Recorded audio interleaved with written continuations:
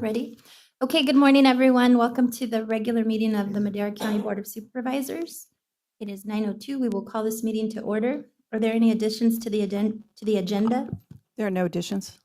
And County Council, would you read the closed session items into the record, please? Yes, Madam Chair, good morning.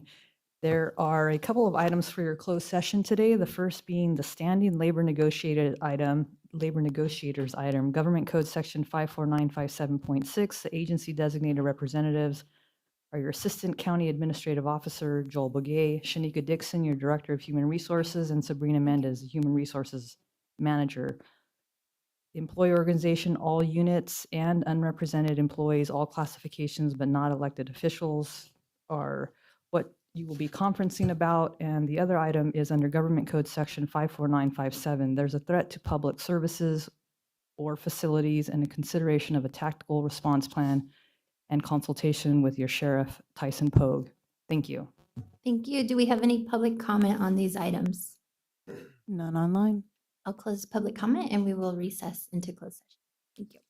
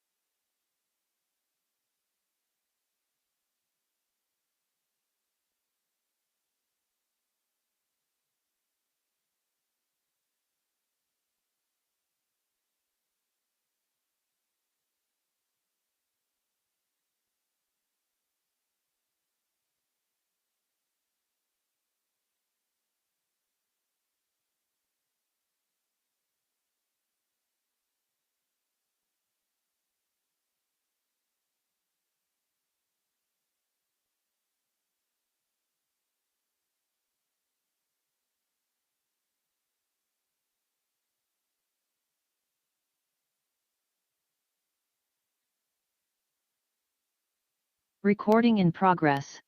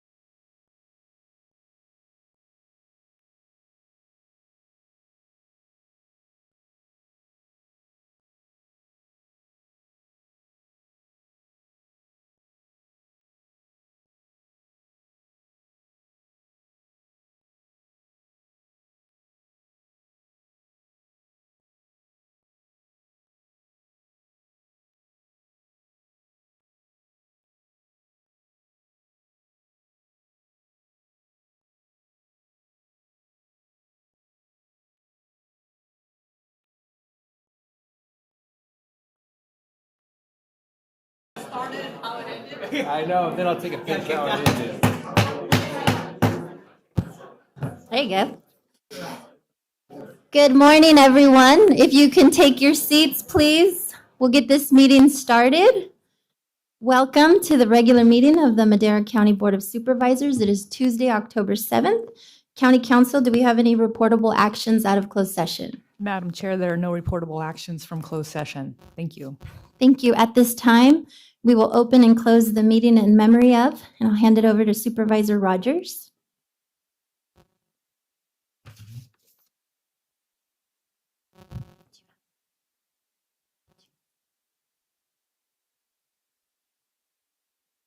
Good morning. First of all, I want to read the words of our Secretary of State, Marco Rubio. Today marks 2 years since the attack of October 7th, when Hamas murdered more than 1,200 innocent men, women, and children, including 46 Americans, in the most brutal attack in Israel's history. Alongside these killings, Hamas took 254 hostages, among them 12 Americans. To this day, 48 hostages remain in Hamas captivity, including the remains of American citizens Itat Chen and Omer Nutra. The United States reaffirms its unwavering support for Israel's right to exist, to defend itself, and to ensure the safety of its people. As the United States marks this tragic anniversary and honors the victims, we renew our resolve and commitment to Israel. And I'll leave it with that. What a tragedy it is for these things to occur in our world. Moving on to another event, very close to home and very personal for me because of the relationship I had with this young man. A reminder of the dangers faced by peace officers every day in the line of duty. Raymond Barantes, 36-year-old father of three, had previously served in Mendota, California, and then West Sacramento, and then finally for the last 2 years in the city of Chowchilla. An experienced officer who was very plugged into the community, mentor to many of the young officers in the department, well loved in the community. He becomes the first officer in the history of Chowchilla to lose his life in the line of duty. I'd like for us to observe a moment of silence in memory. I'm sorry. In memory of Ray Brontes. Thank you, Supervisor Rogers. At this time, we will have our invocation by Pastor David Hawes of 4th Street Church, and I'll invite former Supervisor Wheeler to lead us in the Pledge of Allegiance after. Good morning, everybody. It's good to be with you. Let's pray. Father, this morning we are reminded that your steadfast, loyal, generous love never fails, that your mercies are new every morning. Great is your faithfulness. So, Lord, we wake up knowing that you are the one constant in our life, the constant of goodness and mercy and love and generosity, as you showed us on the cross. And so we just say thank you this morning for the security we have in you. And Lord, we know that you promise that where a city or a county's leaders lead with justice and righteousness and mercy, the people flourish in peace. And so, Lord, we ask for the rest of this meeting, the rest of this time, that this room would be full of both grace and truth, as you lead our leaders in wisdom so the people of this county flourish. We trust all this in your name, Jesus. Amen.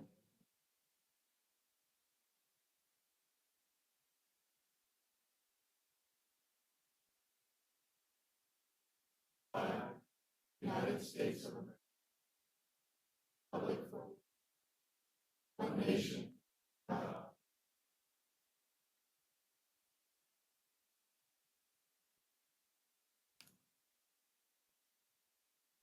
Thank you both. At this time, We have public comment. The first 15 minutes of each regular session are set aside for members of the public to address the board on any matter under the jurisdiction of the board but not appearing on the agenda. The board will not take action on any items presented under public comment. Speakers are limited to 3 minutes. Anyone addressing the board is asked to print their name clearly on the speaker sheet at the podium and state their name and county of residence for the record. Welcome, Emily. Good morning, Chair, members of the board. Thank you for having me. My name is Emily Tim. I'm a field representative for Assemblyman David Tongipa. And I am pleased to announce that as of yesterday evening, the governor signed the Madera County specific bill, just transferring the duties of a road commissioner to the Board of Supervisors to designate to Public Works. So your new CAO has worked today. Thank you for having me. Thank you.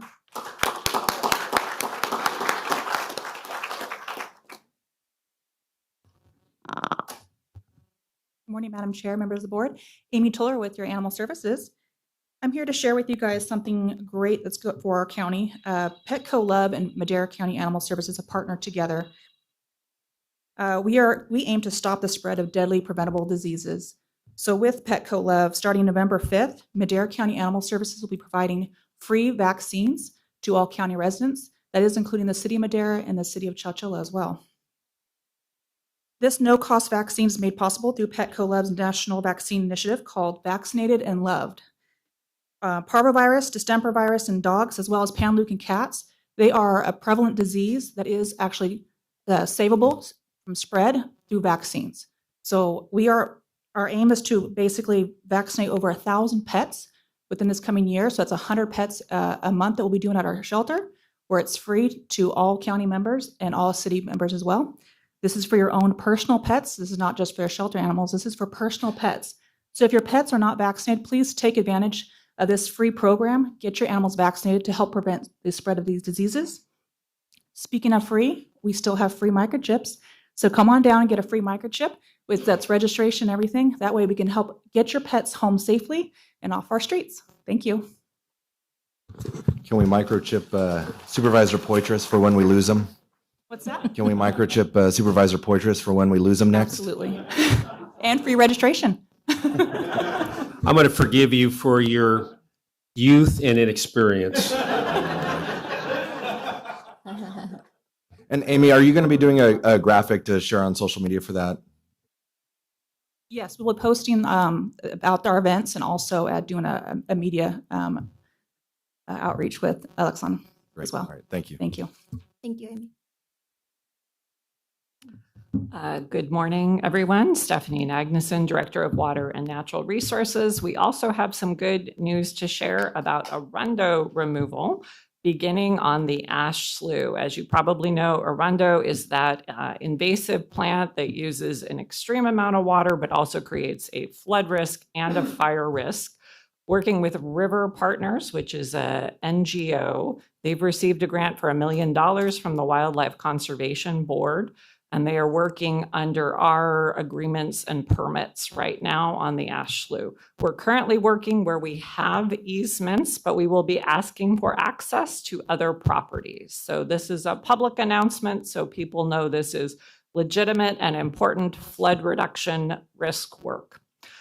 And I just want to thank Alexon. We got a lot of great publicity for this work on TV and in social media recently. It's important work and being done with your tax dollars at the state level. Thank you. Thank you, Stephanie.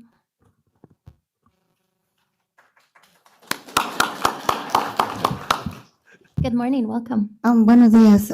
¿Alguien puede soportarme con traducción, por favor? Oh, yeah. Gracias.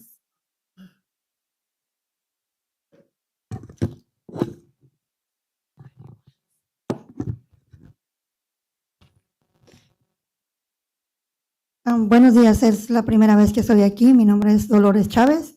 Yo vivo en Casa Grande, el refugio aquí en Madera, y es un placer para mí conocerlos. Her name is Refugio and she is from Lavina. She lives in Casa Grande. La razón que me trae aquí es dos motivos. El primero es la comida que se distribuye en el refugio. No es para nada adecuada para las personas que vivimos ahí. So she is here for two reasons. The first is the food distribution. She is saying that it is not up to the quality that it should be. A mí me gustaría saber si ustedes tienen conocimiento cómo el señor Valdés distribuye o tienen notas cómo él está manejando los dineros que ustedes dan para esos gastos. So she would like to know if you guys have any information on how the funds are being spent for the food distribution in that area. Es un poco o demasiado complicado cuando tienes una condición médica y tienes que comer lo que te dan por palabras explícitas de la administradora nueva Leticia. Y si tienes hambre, tienes que comerlo. Ya.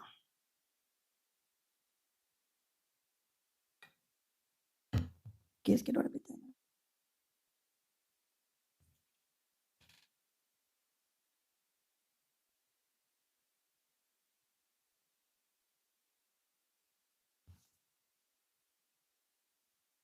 ¿Y quieres que lo repitas?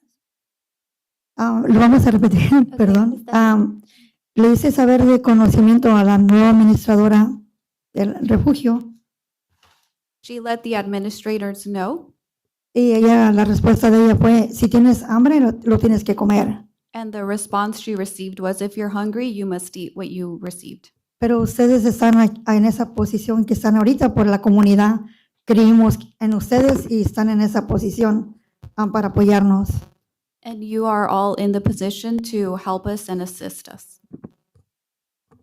Me gustaría que pudieran tener una plática con el señor Domingo Valdés, por favor. And if you guys can please have a conversation with Mr. Domingo Valdez. Ok, muchas gracias, señora. I have a quick question, if I might. What, the county doesn't handle food distribution, so what, is it Meals on Wheels or maybe you can get staff? I think what would be appropriate, Supervisor, is Yeah. if we direct her with the Department of Behavioral Health, who oversees the contract with Right. Casa Grande. And Jessica, if you can refer her to the department and we can try to schedule something. Thank you. That's what I was looking for. Tengo oportunidad de exponerle segunda razón que tengo aquí. Es diferente, no es de comida. Ok, señor, pero nomás tienes un minuto. Ok, entonces quieres que me espere y la segunda. Yo tengo entendido que son 3 minutos por cada tema. Sí. Entonces No, me no, espero. no, no más 3 minutos en total. Ok, entonces bien rápido. Estoy tratando tengo una nieta que tiene autismo. Necesito la transportación para ella y se me está negando últimamente en Casa Grande. Igual por lo mismo, por la administradora y por el señor Domingo. Okay, muchas gracias. Jessica, will you set her up with behavioral health? Okay, thank you. Gracias. Gracias, señora. Okay, anyone else? Do we have any public comment online? None online. I'll close public comment and move on to the consent calendar. I believe we have a request from staff to pull item 7X. Do any of my colleagues have any questions or comments on the consent calendar? Supervisor Poitras. I have none, sorry. Do we have any public comment on the consent calendar? None online. I'll close public comment and bring it back for action. Move to approve pulling item X, 7X. I'll second. We have a first and a second. Roll call vote, please. Supervisor Rogers? Yes. Supervisor Wamhaugh? Yes. Supervisor Poitras? Yes. Supervisor McCauley? Yes. Chair Gonzalez? Yes. Vote passes 5-0. Thank you. Moving on to discussion items, item 8A. Human Resources Department, discussion and consideration to adopt a resolution appointing Matt Trieber as the County Administrative Officer for the County of Madera effective October 7th, 2025. Good morning, Chair Gonzalez, members of the board, Shanika Dixon, Director of Human Resources. First off, I wanted to thank Supervisor Rogers for the recognition for Officer Raymond Barantas. Raymond is a part of our family for almost 20 years. He is married to my cousin Jessica Barantes, and they share 3 children, Kelly, Kara, and Connor Barantes. So I appreciate the recognition for him.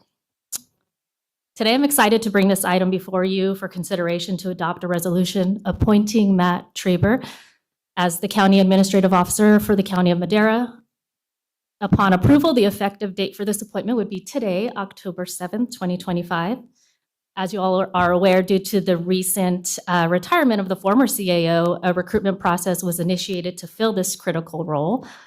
This process was highly competitive with a strong pool of candidates, and after a thorough evaluation, Matt Traber emerged as the top candidate for this recruitment and was selected for the position of the County Administrative Officer. Mr. Traber has over 20 years of local government experience and has served in multiple capacities, with the most recent being Madera County's Chief of Developmental Services. He possesses a wealth of experience in executive leadership, public administration, economic development, and intergovernmental relations.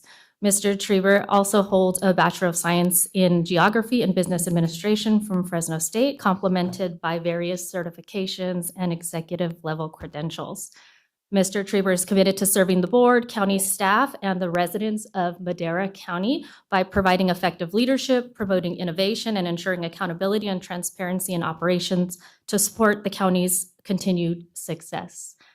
Upon your approval, Matt Traber will be Madera County's 7th CAO, and we look forward to working with Matt in this new capacity. I'm available for any questions, and Matt is also available for any comments.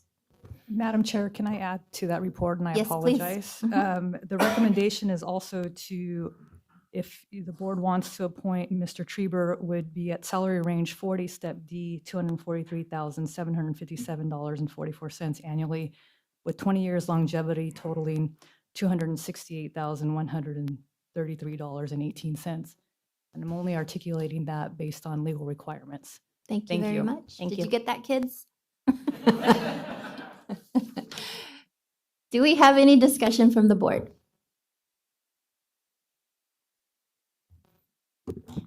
Can I make a motion? Well, I'll ask for public comment. Okay. And then, Okay. do we have any public comment on this item? We're going a little backwards, so. My name There's is somebody we Tom. recognize. Start the timer. He said we're going backwards and Tom walks up. He wants me to fire his ass. That's what he wants. I can't do it no more. I used to be able to. I can't now. Tom Wheeler, former supervisor, District 5. I think you guys made a great decision here. I just want a little history on Matt. When I was on the Norfolk School Board, when his parents moved up to Oakhurst, we hired her as our 2nd grade teacher at Norfolk. And I've known Matt since he's been in grammar school. Then a few years after that, when IT started kind of going, I mean, I couldn't start a computer or nothing. I didn't know nothing about him, but we hired his dad at Norfolk School as our IT director. And I've watched Matt grow up.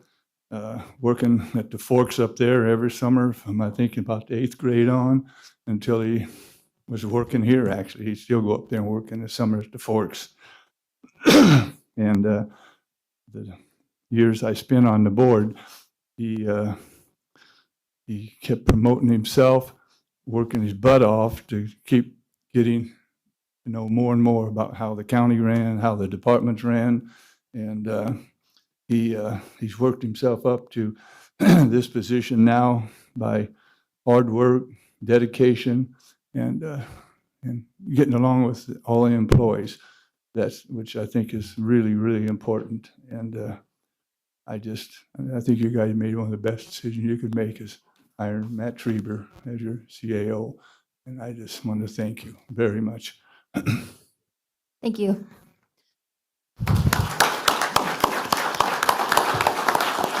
Supervisor Poitras. Thank you, Chair.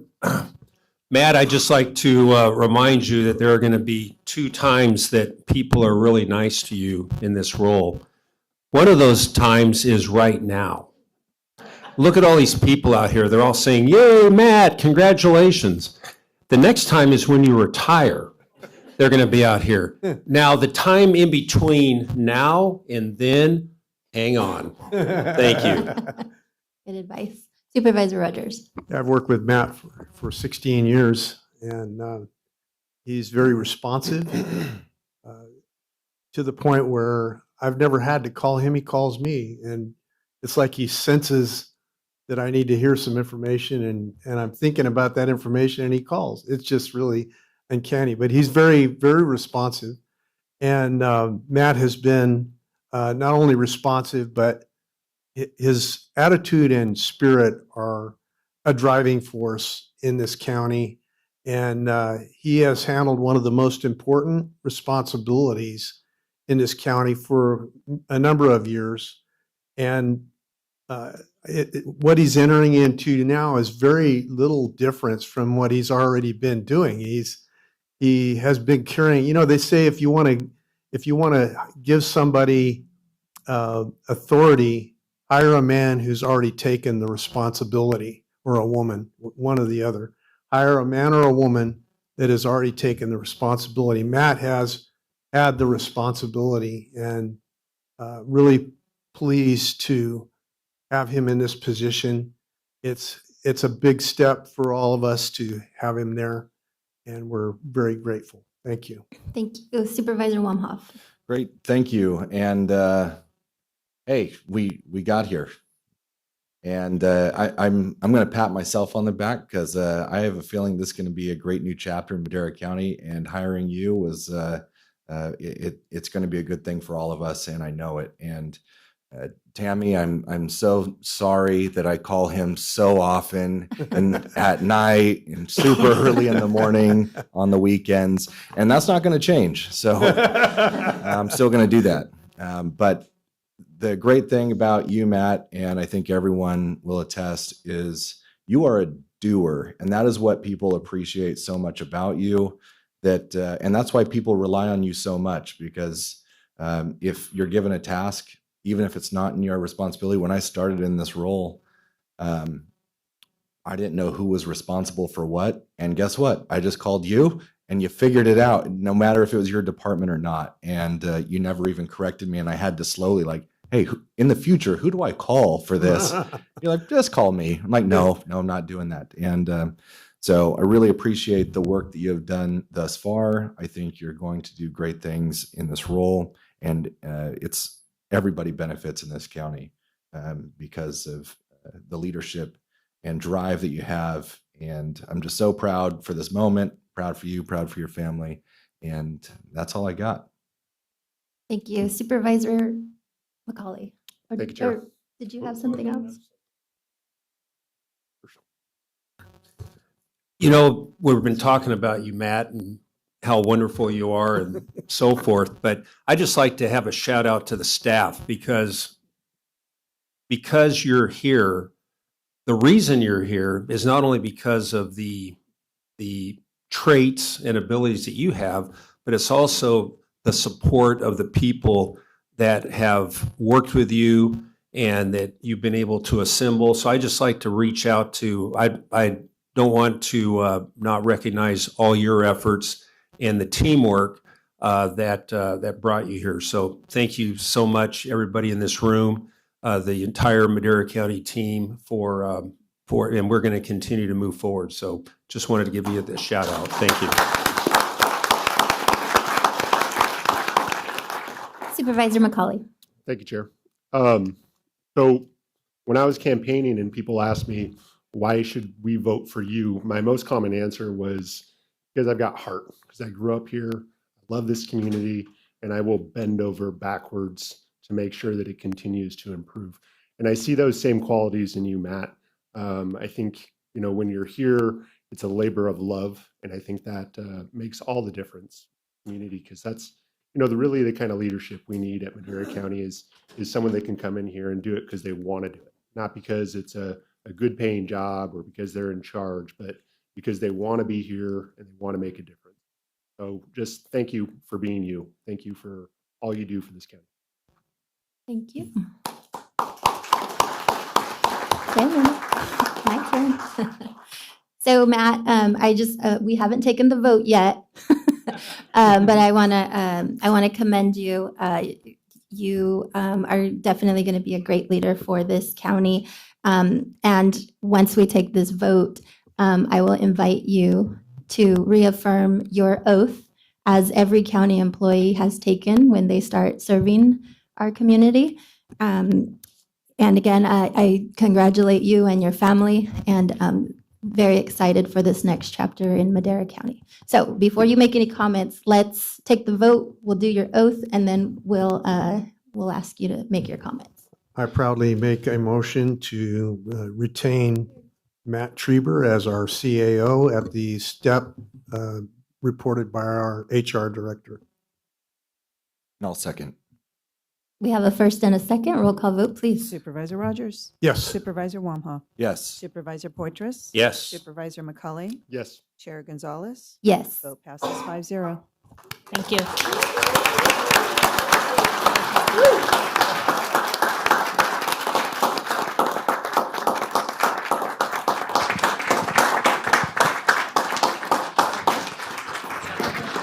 Oh, yeah. Great.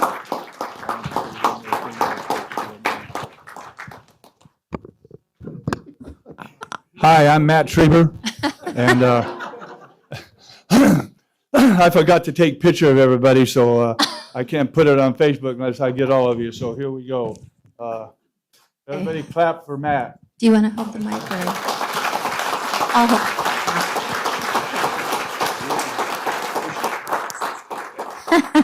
No, we don't practice. Thank you, and 1 second. I close I know public I'm comment, by the retired, way. But I just wanted to congratulate you from Eastern Madera County and McCauley's, the Reeds, the Pences, everybody that's watched you grow up, and we're proud of you. Thank you.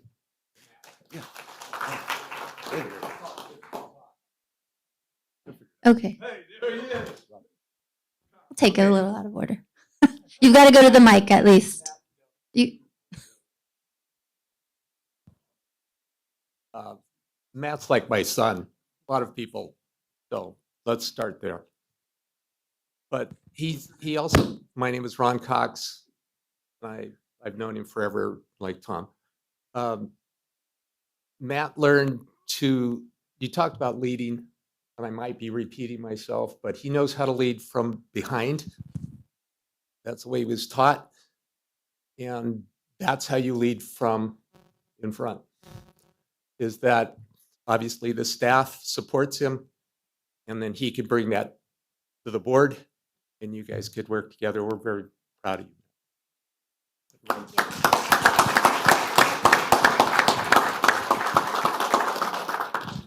thank you. Okay, if you'll raise your right hand and repeat after me. I state your name. I, Matt, Do solemnly swear do solemnly swear that I will support and defend the Constitution of the United States and the Constitution of the State of California against all enemies, foreign and domestic, that I will bear true faith and allegiance to the Constitution of the United States and the Constitution of the State of California, that I take this obligation freely without any mental reservation or purpose of evasion, and that I will well and faithfully discharge the duties upon which I am about to enter. Congratulations.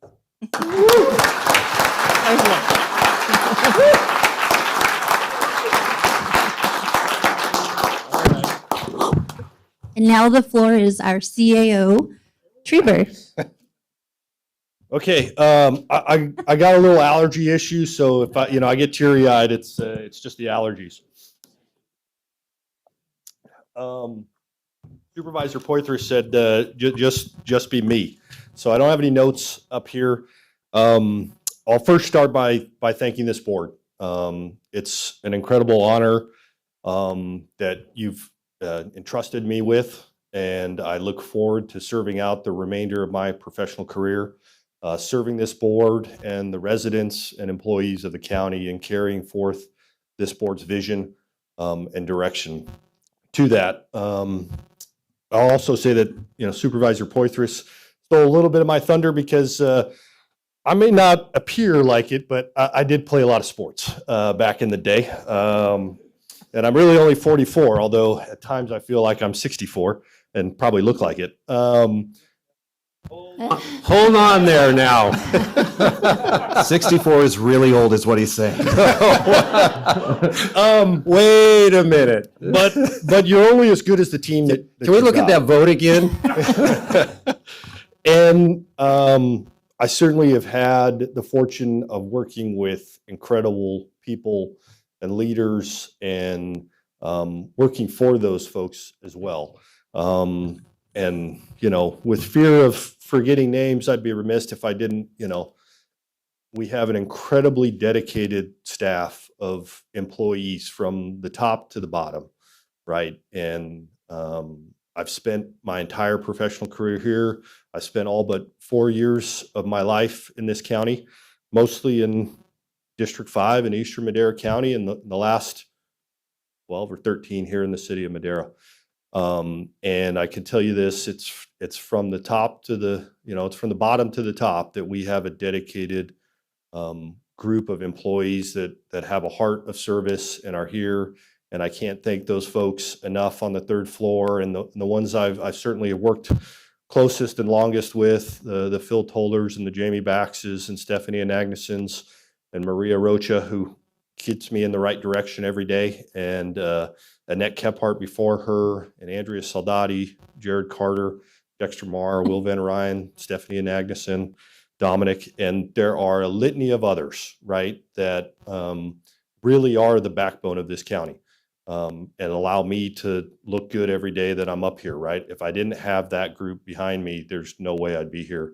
And so from the bottom of my heart, I thank all those employees I've had an opportunity to work with and look forward to continue to work with. And lastly, since I know we have a pretty full agenda, brief, and certainly want to congratulate Rick Galindo, who is probably one of the first people Tammy and I met when we moved to Madera because our daughters went to school together. But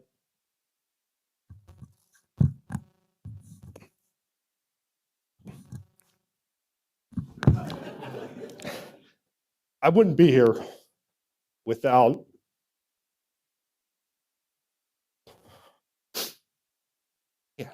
allergies get me. Two amazing in-laws that are the greatest grandparents to my kids that I couldn't be more proud of, and Mackenzie and Nolan. And, they are Supervisor Poitras' biggest supporter, but I don't know, I hear a lot of different names about Rotary. And so, Tristan might nip you in the Rotary class, or Nick there. And then certainly Ron and Leslie Cox, who may not be my biological mother and father, but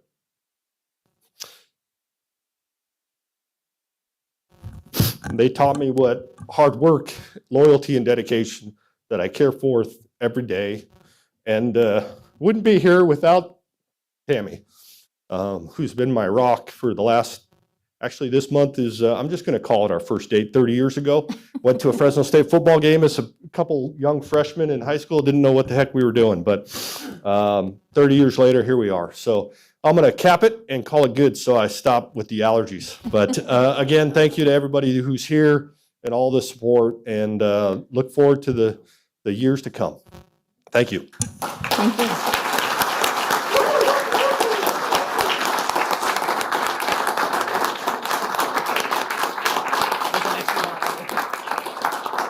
And Joel. Come on up and take your seat, Mr. Trieber. By the way, Matt, I wouldn't give a plug nickel for a man who didn't have those kind of allergies. Thank you.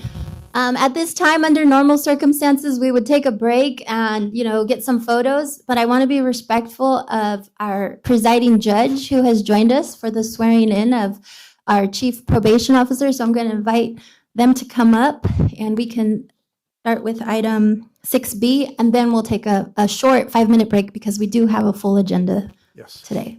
Probation Department presentation and administer ceremonial oath to Chief Galindo by presiding Judge Blay of the Madera County Superior Court. Welcome. Thank you. Good morning. Good morning, Chairperson Gonzalez, Supervisors Wamoff, Rogers, Poitras, and McCauley. My name is Dale Blay. I am the presiding judge of the Madera County Superior Court. It's my privilege to be before you today to introduce to you our new Chief Probation Officer for Madera County. This process was a lengthy application interview process. The judges appoint the Chief Probation Officer for every county. The judges were involved in the last round of interviews. I wanted to point out something to the board and to the members of our community. For the longest time, Madera has been a training ground for probation officers, police officers, deputy district attorneys, where they get trained and then they move on to other counties. Because of the work of this board and because of the work of the prior chief probation officers, Rick Dupree, Chris Childers, I learned during the interview process from one of the candidates who was an assistant probation officer assistant chief probation officer in Fresno County, that Madera County has now become a destination employer for our probation department. We're actually bringing in probation officers from other counties to our county now because this is such a good probation department to work for. And that's due to the work that this board put in, the commitment that this board has to public safety, and the officers and administrators within our probation department who have made the culture change. And we're confident that with the appointment of Chief Galindo, that tradition is going to continue. So it's my privilege now to administer the oath of office to Chief Galindo. Right hand and repeat after me. I, Rick Galindo, I, Rick Galindo, do solemnly swear do solemnly swear that I will support and defend that I will support and defend the Constitution of the United States, the Constitution of the United States the Constitution of the State of California, and the Constitution of the State of California against all enemies, foreign and domestic, against all enemies, foreign and domestic, that I will bear true faith and allegiance that I will bear true faith and allegiance to the Constitution of the United States to the Constitution of the United States and the Constitution of the State of California, and the Constitution of the State of California, that I take this obligation freely that I will take this obligation freely without any mental reservation without any mental reservation or purpose of evasion, or purpose of evasion, that I will well and faithfully discharge and that I will well and faithfully discharge the duties of the office on which I'm about to enter. of the duties of the office in which I am about to enter.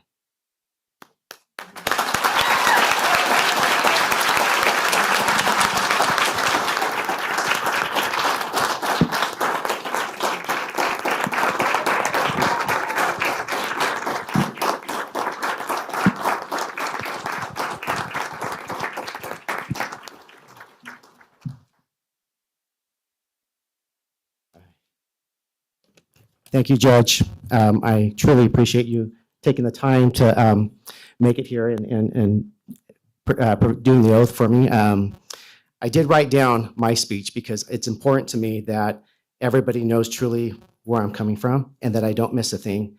And it's important that they know where I stand. And so I'm going to read this to you. I think the allergies might act up. So we got to get county maintenance in here to check the vents, but I'll try to get through it. We've all got them this morning, so it's okay. Okay. So I stand before you deeply honored and humbled to serve as the Chief Probation Officer of Madera County. This moment is not just about me. It's about the people, the partnerships, and the purpose that brings us all together. So I first start to the honorable judges and court staff. Thank you. Thank you for your confidence in me and for trusting me to uphold the same integrity and fairness that you set as an example. It's an honor to serve alongside each of you in the shared responsibility of justice. And to the Board of Supervisors, and now CAO, thank you for believing in me and believing in the vision of this department. Your trust means everything, and I will work every day to honor that. And to our community, I promise to serve with transparency, compassion, and dedication. Our mission is not only about accountability, it's about creating second chances and safer neighborhoods for all families in Madera County. And what special place in my heart to the victims of crime. Please know that your pain or loss is not forgotten. You're at the heart of why we do what we do, and we will continue to seek justice that heals as well as holds accountability. Your probation department will continue to be your voice when the room is too loud to listen or when the silence is overbearing. And to our justice and community partners, I'm grateful for the relationships we built and the challenges we face together. Real change happens when we stand united, and I will look forward to continue that work side by side. And thank you to all the other partners that had made it here today. I appreciate that. To my staff,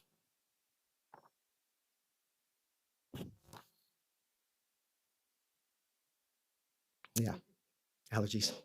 You are the backbone of this department. Your compassion, professionalism, and heart for the work inspire me every single day. I see the sacrifices you make and the lives you change. And I could not be more prouder to lead you and to walk the front lines with you side by side. And to my family, thank you for being my foundation. Your love and continuous support gives me strength and perspective. Okay, now the allergies are setting in because this is to my children. You are my greatest motivation. You are my daily reminder of why this work matters, to build a safer, better future. You remind me that character is what we do when no one is watching. And to my wife, my rock, my greatest support and partner in all things. Thank you for your patience, and I do mean thank you for your patience. Believe it or not, I could be difficult at home. Your faith in me and always believing in me. Your love is the quiet strength that has carried me here today, and I share this moment with you. And lastly, just together as a community, as a department, and as a family, we will continue this important work, guided by purpose, faith in each other, strengthened by compassion, and committed to Madera County. Thank you, guys.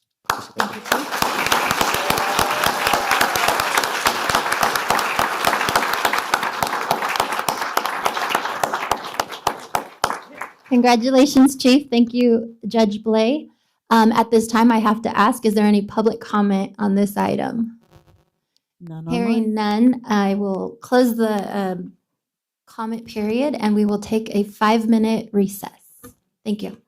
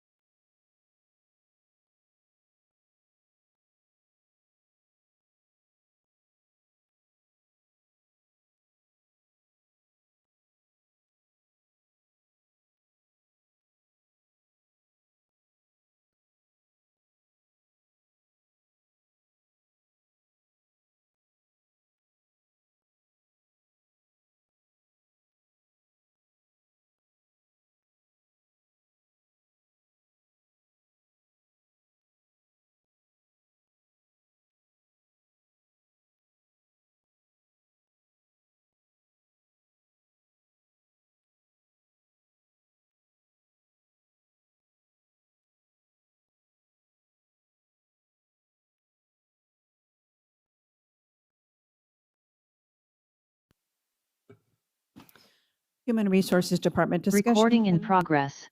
Human Resources Department discussion and consideration to adopt a resolution appointing Theodore Uwasaki as Madera County Chief Administrative Officer effective October 13, 2025. Thank you. Shanika? Good morning, everyone. Chair Gonzalez, Board Supervisors, again, Shanika Dixon, Director of Human Resources.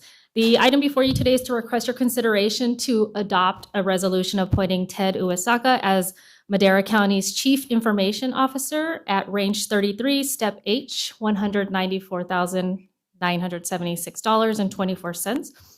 Upon your approval, the effective date of his appointment will be October the 13th, 2025. Mr. Uwasaka excelled throughout the competitive recruitment process, and he comes to the county with more than 20 years of executive-level information technology leadership experience in both the public and private sector.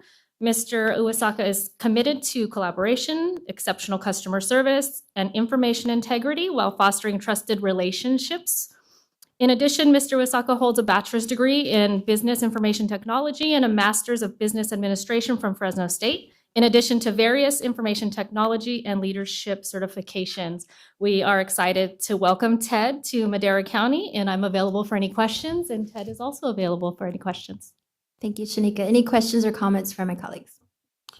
Chair, I'd just like to say a few words. Our HR director said some very nice things about Ted, about how, he's cooperative and great leadership skills and so forth, but those are just words unless you've actually witnessed that. And I had an opportunity to work with Ted for 6 years across the street, City of Madera, and everything that our HR director said is absolutely true. I've seen it and seen the performance and leadership, and it was, I remember it was not a good day when he decided to leave the city. So for us, not for him, it was a great opportunity. So I'd just like to say that it's exciting to work with you again, Ted, and welcome aboard. Is that a motion? I thought you said, am I emotional? No, but it's a motion. Second. Do we have any public comment on this item? None online. I'll close public comment. We have a first and a second. Supervisor Poitras? Yes. Supervisor Rogers? Yes. Supervisor Wamha? Yes. Supervisor McCauley? Yes. Chair Gonzalez? Yes. Vote passes 5-0. Thank you. Congratulations. Ted, you have anything you want to say? Welcome. I'd just like to thank the board and chair for this opportunity. I'm excited to start, not this week, but on Monday, and had a chance to meet with the team already and a bunch of great leaders and individuals, and I think they work great as a team. Looking forward to serving the county and serving the board. Thank you. Congratulations. Thank you. And we have some coffee and donuts back there for you. At this time, we will jump into our public hearings. Item 9A. Community and Economic Development Department Planning Divisions. 6, Cycle Housing Element, hearing to consider an adoption of ordinance amending section 18.11.070, 18.11.100, 18.11.120, 18.28, 18.30, 18.32, 18.34, 18.36, and 18.37 of Title 18, and adding sections 18.114.140 of Title 18 of the Madera County Code to accommodate the regional housing needs allocation as planned for the 6th cycle housing element. Waive the first reading and set the second reading for October 14, 2025.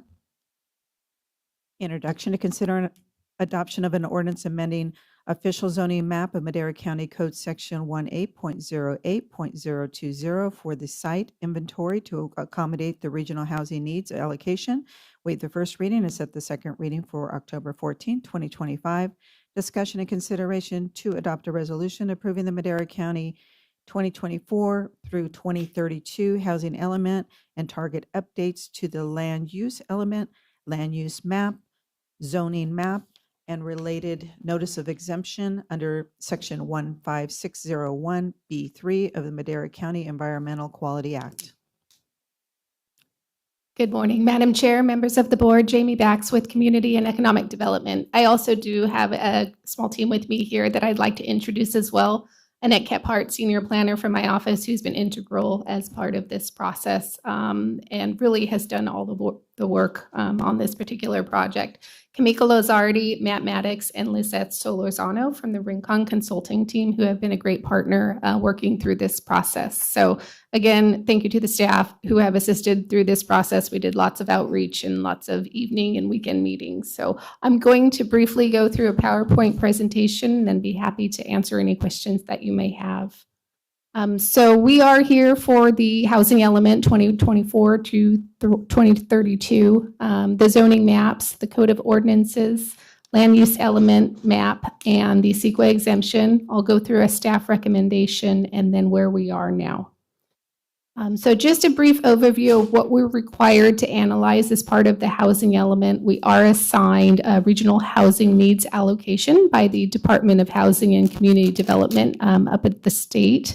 And we did identify communities throughout the county where we can place those identified sites. As part of the process, we're requesting a rezone of 89 sites throughout the county to a specific residential zone district that would allow for multiple family housing and also increased density. This is a map that shows an overview of where those communities are located throughout the county, both on the valley floor and in the foothill areas. To note, we did identify sites that are within water and sewer districts or have the availability to hook up to those systems. We can't identify outlying rural areas that don't have that type of infrastructure. As part of the housing plan, we did identify some different programs. The next few slides have some brief descriptions of what we identified, which include the rezones of those sites, supporting affordable housing, providing housing services for a multitude of different groups, and providing tenant protections and rental assistance. Also updating the land use and zoning policies, encouraging affordable housing on large lots and accessory dwelling units, streamlining development review, supporting home ownership opportunities, implementing infrastructure improvements, and providing fair housing education and resources. Just a brief overview of what we're requesting in regards to the update to the zoning code. It would allow for an increased density in the residential urban multifamily district, by right affordable housing throughout those districts, and also density standards allowing for those in the residential district and also commercial districts that allow for multifamily housing as well. Here you'll see why we went through this process. It's basically to ensure consistency throughout the document that you received, including the revisions to the residential zone district, ensuring consistency with not just the general plan, but the zoning ordinance as well. We did also update the land use section in accordance with Senate Bill 244, which we were required to identify disadvantaged communities. What a disadvantaged community is median income less than 80% of the state median income. So we identified those sites throughout the county, different communities that include and met those criteria. Again, these locations did include water and service and that type of infrastructure. We determined that this item is exempt from CEQA in accordance to section 15060C2 and 15061B3. We are also asking for adoption of policy documents, which I have identified that CEQA code section. Also, there is no proposal for any new construction as part of this request. It simply allows for development to occur if one were to come in and request a permit. Here we are. We did receive HCD letter of substantial compliance. Planning Commission recommended to your board in August approval of all of these changes. We're before your board now, and after your board, if they do certify, we will send it back to HCD for adoption. And with that, staff is recommending approval of the package, and we're happy to answer any questions you might have. Thank you, Jamie. Any questions, comments from the board? Supervisor Rogers. Yes, in preparation for these kind of documents, do you coordinate and collaborate with local jurisdictions like the city of Chowchilla and Madera? Yes, we do. Thank you for that question. Excuse me, we absolutely do, because all jurisdictions are required to go through the same process specifically. Right. So we want to make sure that we're addressing where we can, they're addressing where they can. So it's definitely something that we need to touch base with the other jurisdictions on. Right, and I noticed in the city of Chowchilla recently, there are quite substantial low-income housing projects in development right now as we speak. So not far from probably opening there in that city. So that's, I think that's an important component of not duplicating and not clashing. It's important, I think, to not to avoid developing circumstances which might create obsolescence, an overabundance of one particular thing in a region can be problematic for jurisdictions, both in terms of law enforcement as well as the ability of the community to maintain its aesthetic appeal. So I think that's really important to have these projects, but that they be well thought out in terms of the jurisdictions. Thank you. Thank you. Anyone else? At this time, I'll open it up for public comment. Do we have any public comment on this item? None online.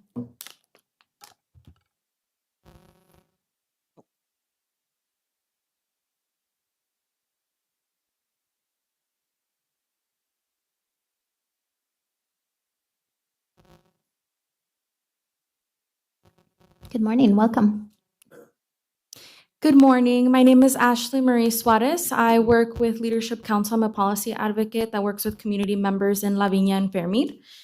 And I'm making a comment on behalf of residents that may not have been able to make it today. The housing element is a critical opportunity for the county to take feedback from residents on housing programs and policies that they would like to see address very critical and important housing needs.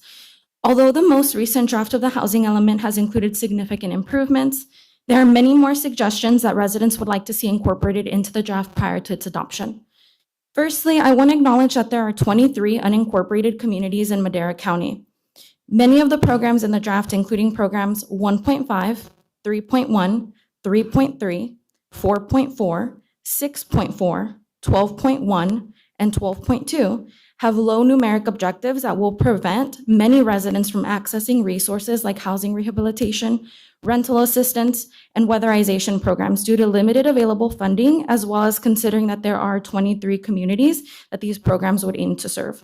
We suggest that the numeric objectives be increased for all of the aforementioned programs to ensure that they receive proper funding and that the county work towards meeting the needs of the communities, especially disadvantaged communities. We also suggest establishing a numeric objective for program action 14.5, in which a buffer zone will be established by December 2027 based on the results from a buffer zone study. Residents would like to see that the buffer zones are set to 1,000 feet rather than 100 feet, as 100 feet does not protect residents from the adverse health effects of continuous pesticide usage and inhalation. Secondly, in many of these programs, the timelines are set far too late in the planning period. Given that the housing element plan is 1.5 years late into the 8-year planning period, almost 2 years late, the county should make a reasonable effort to establish these programs early on in the planning period to assist as many households as soon as possible. For example, the action to prepare and present a report on rental assistance for the Board of Supervisors by 2027 is very unreasonable. If passed after 2027, the requirement would be to only assist about 10 households per year, and that would only result in 50 households being assisted throughout the entire planning period. We urge the county to set better timelines to assist households in need sooner rather than later. Thirdly, the county must take and must make a diligent effort to facilitate the development of lower income units in the county. Over 1,600 units must be accommodated for lower income categories through rezones.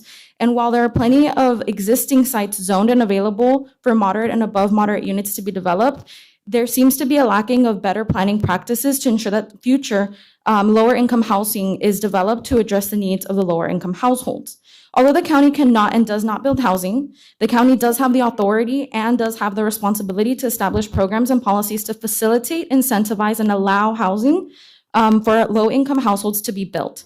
by including an inclusionary zoning ordinance, which allows low-income units to be built in high-resource areas, as well as lowering developer fees for affordable housing, creating funding policies for the development of affordable housing, and establishing place-based actions to develop infrastructure in low-resource areas to promote economic development, so much more. Thank you for your comments. I just have one more sentence. Can I go ahead and continue? Sure. Although it might be difficult to accommodate the RENA, the county does have a duty to affirmatively further for housing and go above and beyond to meaningfully develop and implement these programs and policies. Thank you for your time. Thank you very much. Next. Good morning, Andrea. Good morning. Good morning, supervisor, staff, and everyone present. My name is Andrea Uribe. I'm a resident of Fresno County, and I am a land use and transportation policy advocate for Leadership Council. In my position, I have been hosting or attending monthly community meetings and events in the communities of Fairmead and Lavinia over the last 2.5 years. And I'd like to start off by saying thank you to the county staff for their work and efforts on this process. And as part of this collaboration effort, I am here to raise some additional concerns before the second reading and adoption of this agenda item. This agenda item encapsulates various planning documents. However, I will center my comments around the updates of the land use element. As part of the land use element, the county should also incorporate SB 244 analysis for disadvantaged unincorporated communities. The legislature recognized that disadvantaged unincorporated communities, or DUCs, in California suffer from a distinct lack of public and private investment that threatens residents' health and safety. In order to address these issues and respond to communities, SB 244 mandates the land use element satisfy 3 requirements: identify the DUCs, then the DUC's water, wastewater, and stormwater drainage and structure fire protection or deficiencies, and then the land use element must analyze benefits assessment districts and other financing alternatives that could make extension of services to identified communities financially feasible. While Madera County identified DUCs within the county and provided some analysis, the analysis falls short. For example, the section related to the community of Lavinia addresses stormwater drainage concerns, and it says that the active transportation program, a program that residents are very happy to have, is going to address some of these concerns. However, the analysis does not say anything beyond the scope of this project. It doesn't say how much better the flooding will get as an effect of this program. And the flooding is known to impact streets and roads to exit the community beyond the scope of work of this project. Additionally, while our comments are centered around the priorities of the communities in which we serve, the additional analysis would benefit the priorities of all communities. For example, the analysis of structural fire protection also needs to go beyond stating the distance or name of the closest fire station. The analysis should also include inadequate water supply and pressure, firefighting infrastructure such as fire hydrants, fire service personal station in proximity to all communities, and the presence or lack of building characteristics that limit the risk of structural failure under fire exposure. An additional concern that we have identified is the discrepancy between the housing element and the land use element and on some of the figures. For example, the housing element states that Fairmead's 2 wells produce 500 gallons per minute, but the land use analysis states that the 2 wells produce an average yield of 673 gallons per minute. This is a 29.5 difference, and this is not a negligible difference. It would be irresponsible to move forward with advancing both of these documents at this time while there's a discrepancy of this sort. Furthermore, I'd just like to reiterate that we would like to see consistency across the general plan and all of its documents to comply with SB 1000, SB 244, and other policies such as AFFH. Thank you for your time. Do we have anyone else? Do we have any none online? I'll close public comment, bring it back to the board for action. I'll move to approve the second reading. I'll second. We have a first and a second. Roll call vote, please. Supervisor Wamha? Yes. Supervisor Poitras? Yes. Supervisor Rogers? Yes. Supervisor McCulley? Yes. Chair Gonzalez? Yes. Vote passes 5-0. Thank you. Thank you. Item 9B.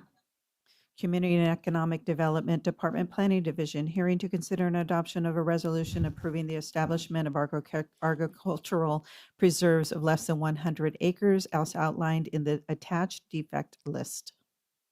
Jamie Bax again, Community and Economic Development. This presentation is a little bit shorter than the previous one, but what we have before you are those ag preserve applications that are less than 100 acres. State requires that the board make findings to allow those that are less than 100 acres based on findings to move forward with the process. So we're within that time period, June through December, where we accept new applications.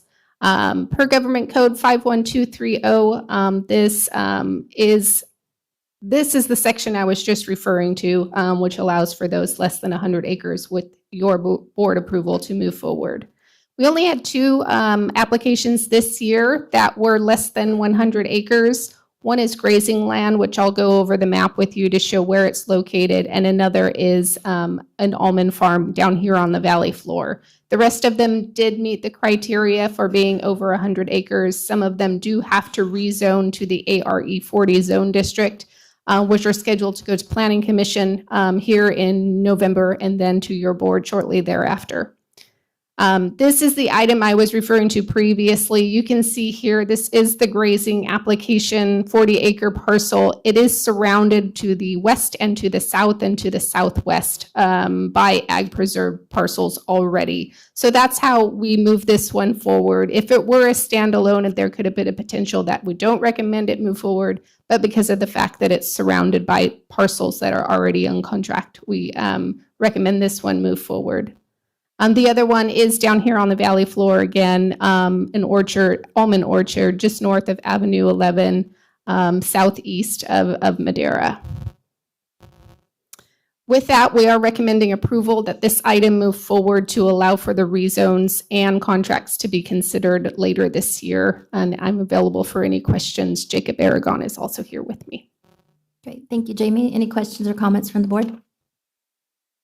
Do we have any public comment on this item? Come on up.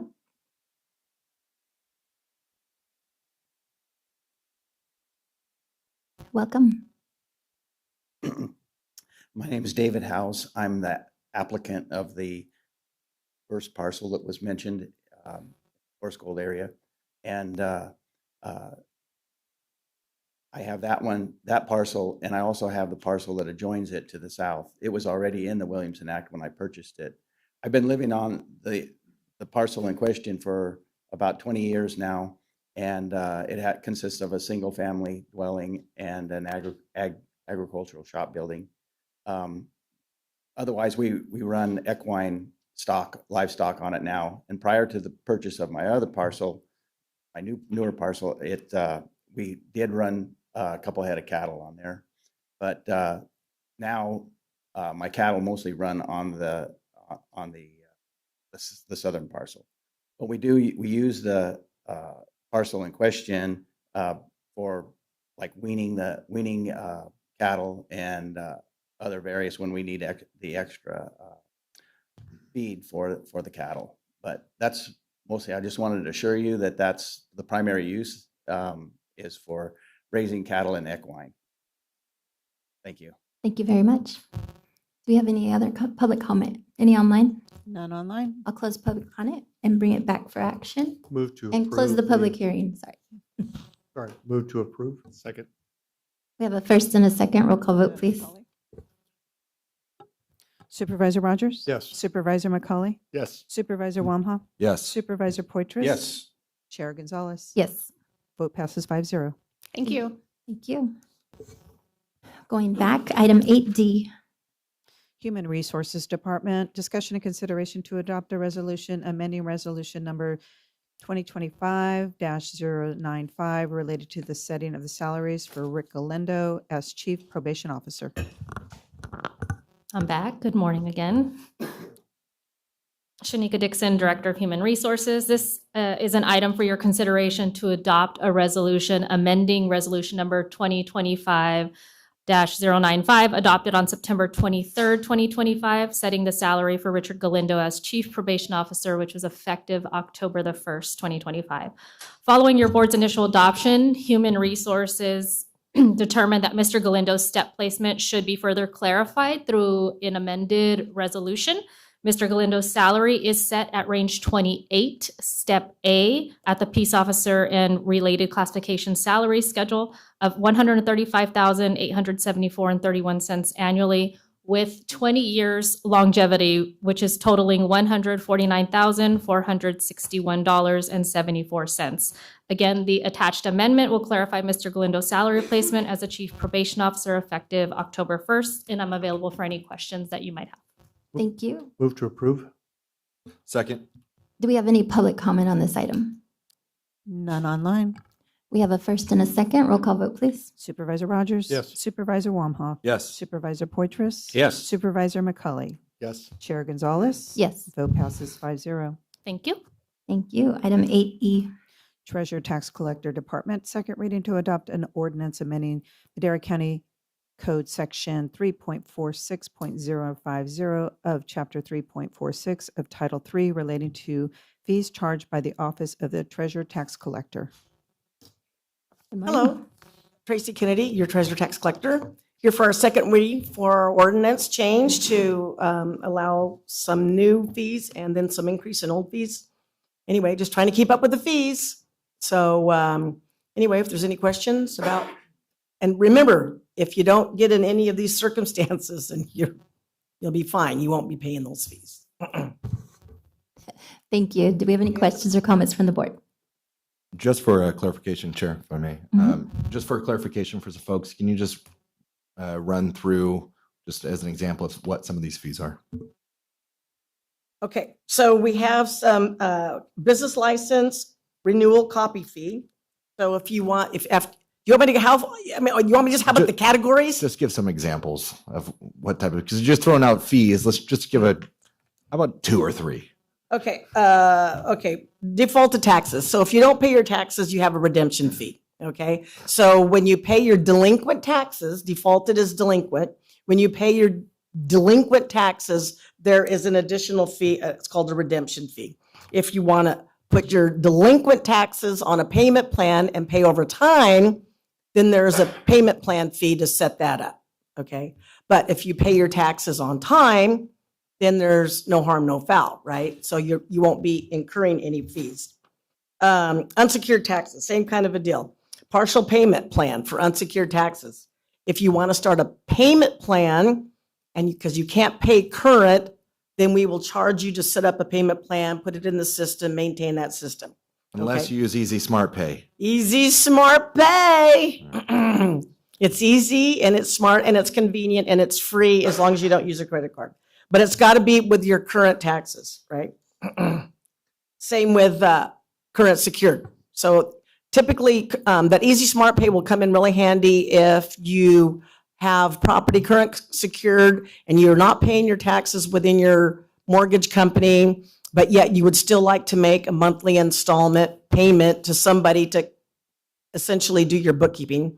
And then Easy Smart Pay will send us that amount twice a year, like a Cortac company would. Transient occupancy taxes. So that is really an emerging market these days. And there are a lot of things that we're doing to try to collect uncollected taxes, which are quarterly taxes. So what we're doing is we are implementing some lien fees. We are implementing some release of lien fees, late filing fees, how you pay your, don't forget the TOT is something that you charge your tenant, right? So if I have a house, cabin, and I'm renting it out, right? So there is 11.5% now, right? Between the 9% and the 2.5%. So we are collecting that. The owner or whatever platform is collecting that money and from the people that are renting it.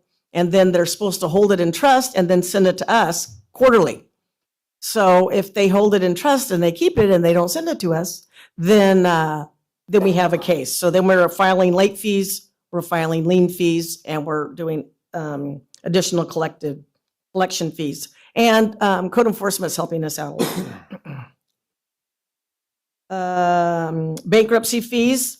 So if you file a bankruptcy and if you're in bankruptcy and we have to do some research and file a bankruptcy case, then we charge a fee to go to that, to do that. Publications, extension of lien, 10-day notices, bank account levy. So how far do you want me to go? No, you're good. Thank you. How far do you want me to go? No, just an example. You did great. I appreciate the clarification. Anyone else? I'm sorry. No, that's it. Okay. Thank you. There's a whole list right here we could go for. I have no doubt. Okay then. All right. Yeah, Supervisor McCauley. I appreciate you not going through the entire list because every time you say fee or tax, I kind of shudder a little bit. So thank you for that presentation. And I just want to say, I think it's really important. While we don't like the fee word, what it really does is ensures your department stays, revenue neutral or at least as close as possible, which, as we're going through difficult times here at the county, I think it's just so important that you continue to stay on top of this. So thank you for that. And then I am curious to know, can you do it from the podium as well? Or the elevator? Thank you, Tracy. Do we have any public comment on this item? None online. I'll close public comment, bring it back for action. Move to approve. Second. We have a first and a second. Call for the vote, please. Supervisor Wamhaugh. Yes. Supervisor McCauley. Yes. Supervisor Rogers. Yes. Supervisor Poitras. Yes. Chair Gonzalez. Yes. Vote passes 5-0. Great. Thank you. And congratulations to our new CAO. Thank you. Item 8F. Public Works Department Administration Services Division, discussion and consideration of approval to submit a letter of interest for the Transportation Infrastructure Finance and Innovation Act of 1998 for funding for the current State Route 41 Expressway project.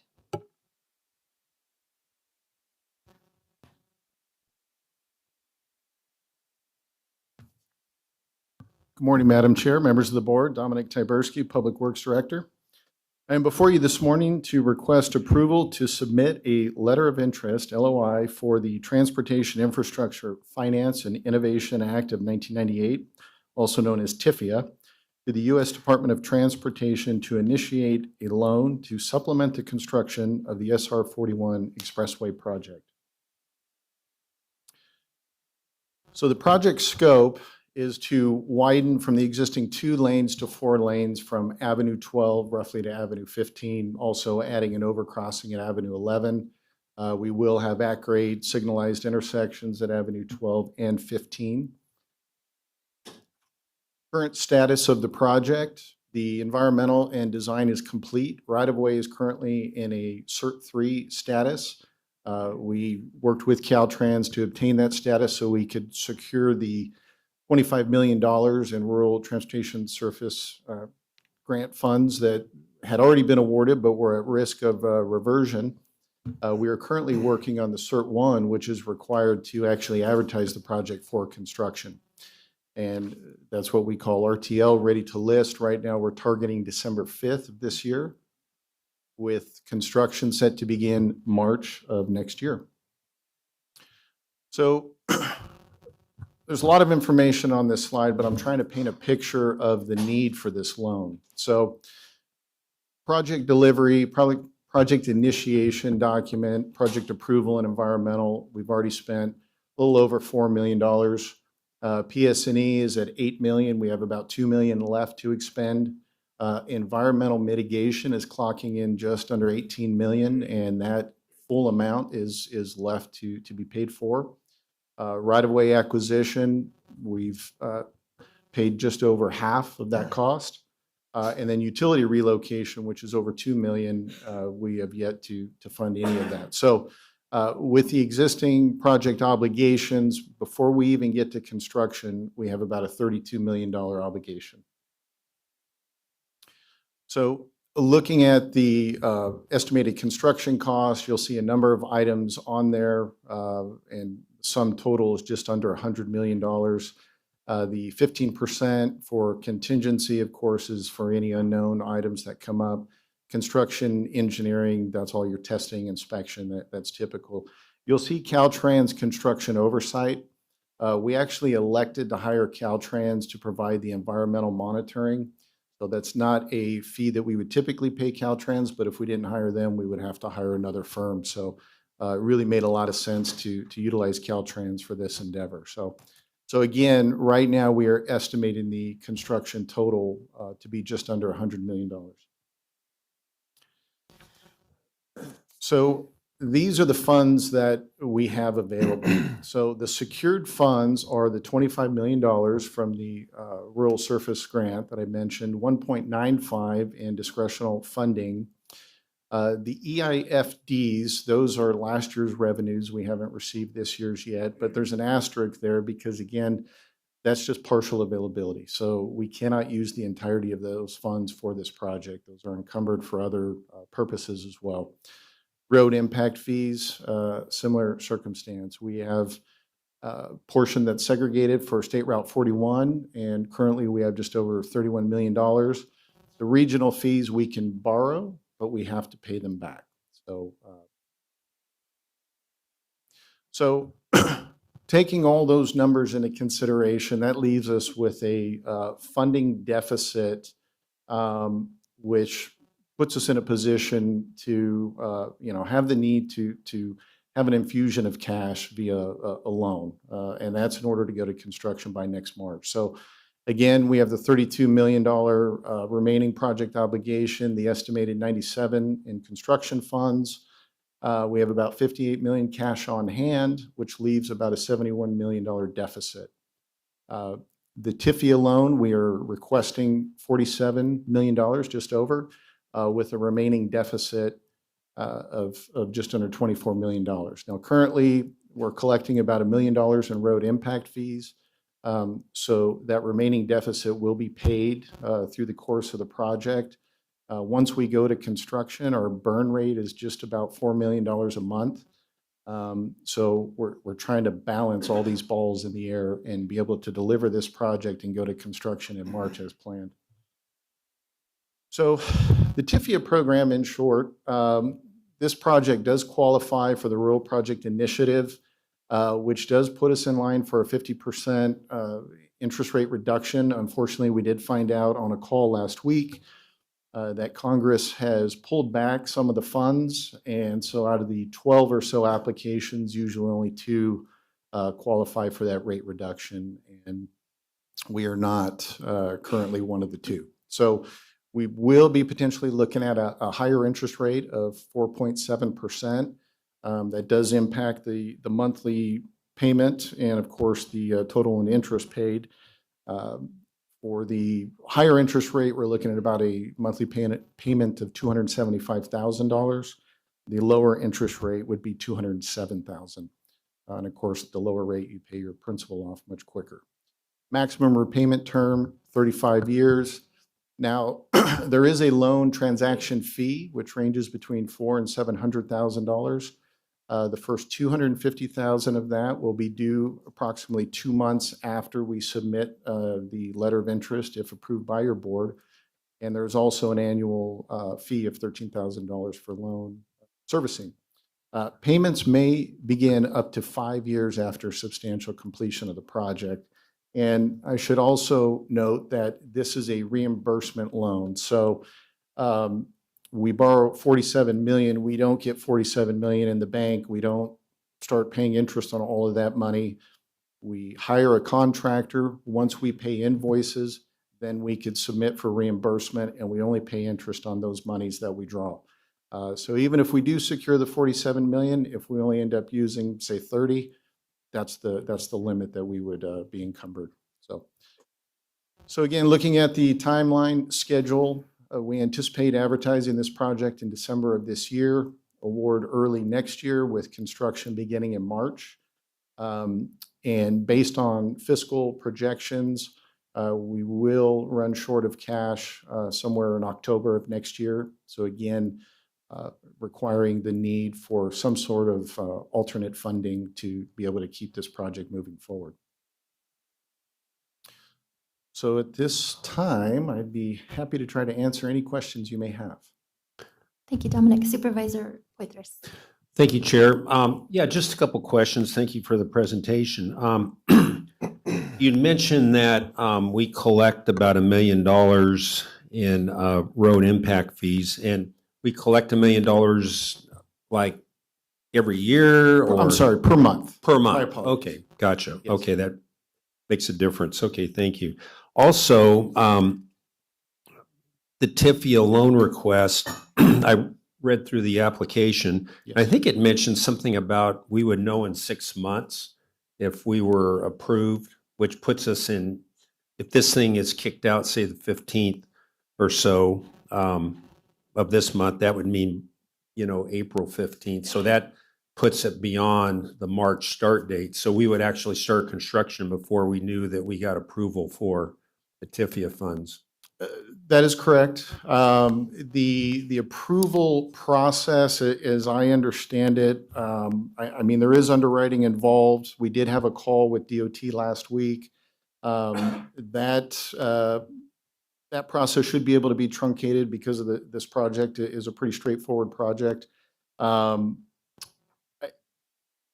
It didn't seem like there was much concern about whether we would actually be approved or not. I mean, the purpose of this loan is to help agencies in our exact circumstance, but you're absolutely right. There's always that possibility.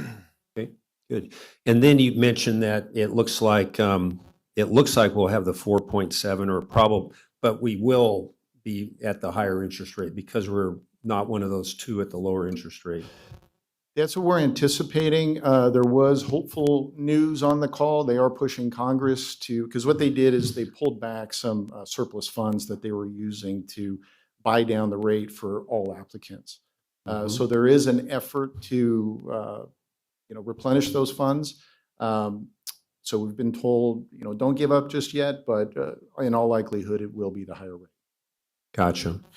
All right, very good. Thank you. Thank you.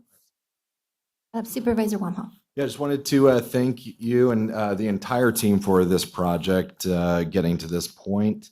It has just been one thing after another for this very entailed project. And, some of the other funding sources outside of TIFIA, the $25 million federal funds, and the team was amazing on that because when the new administration came in and started pulling some of those funding back, and we thought for sure we were done. And I was with Matt at a conference, and we got some things done in a time frame that has never been done before. So we were able to secure those funds. Absolutely. And this project is so necessary. We have 4 million cars that just go up to Yosemite every year that travel along the 41. And the feds kicked in some money, $25 million in addition to the 1.9 of congressionally directed funds. But the name of this highway is State Route 41, State Highway.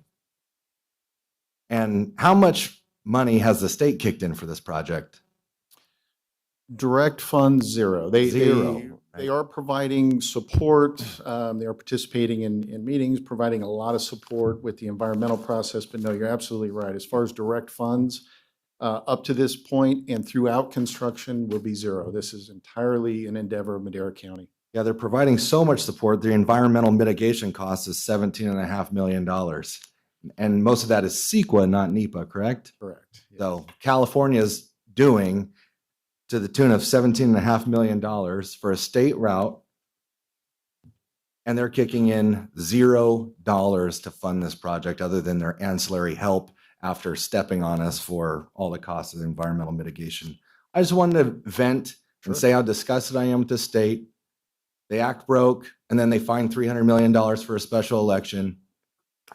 They don't fund Prop 36, even though it was overwhelmingly approved by the voters. They don't fund the state highway for an expansion that is absolutely necessary. And then they put their boot on our neck with $17.5 million of environmental mitigation, and they're not helping at all. They're disgusting, but I'm glad this project is going through. We have to fund it ourselves, just like we do if we want anything else done. We can't rely on the state to do anything meaningful. So I want to thank this team for the incredible work to get this project to where it is. I'm excited for this thing to kick off next year. But again, I'm disgusted with the state, disgusted with our state leaders who prioritize everything else over necessary infrastructure and the things that actually help us. Thank you. Absolutely. Anyone else? Supervisor McCauley.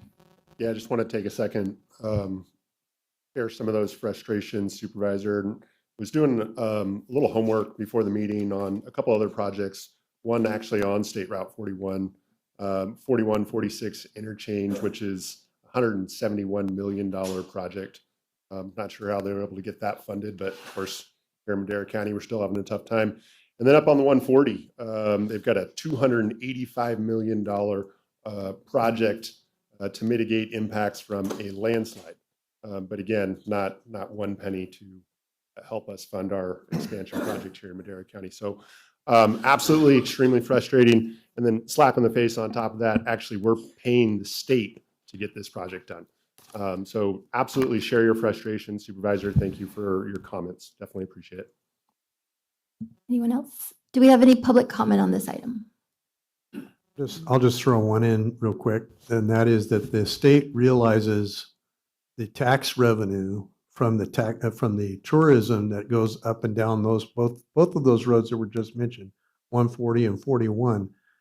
There's a lot of revenue that comes into the state from that activity, and I share the frustration. Thank you. Thank you. Do we have any public comment?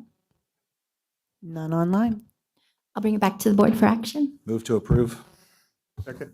We have a first and a second. Roll call vote, please. Supervisor Wamhoff. Yes. Supervisor Rogers. Yes. Supervisor Poitras. Yes. Supervisor McCauley. Yes. Chair Gonzalez. Yes. Vote passes 5-0. Thank you. Item 8G.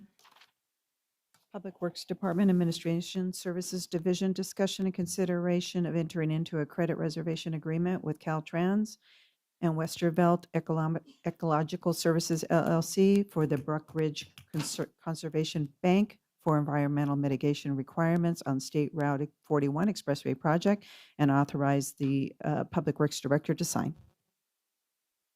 Thank you, Madam Chair, members of the board.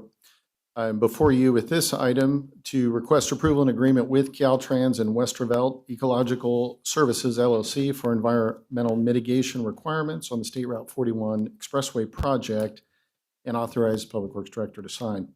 During the environmental review phase, it was determined that the project will impact both upland and aquatic habitats of the California tiger salamander, thereby requiring mitigation.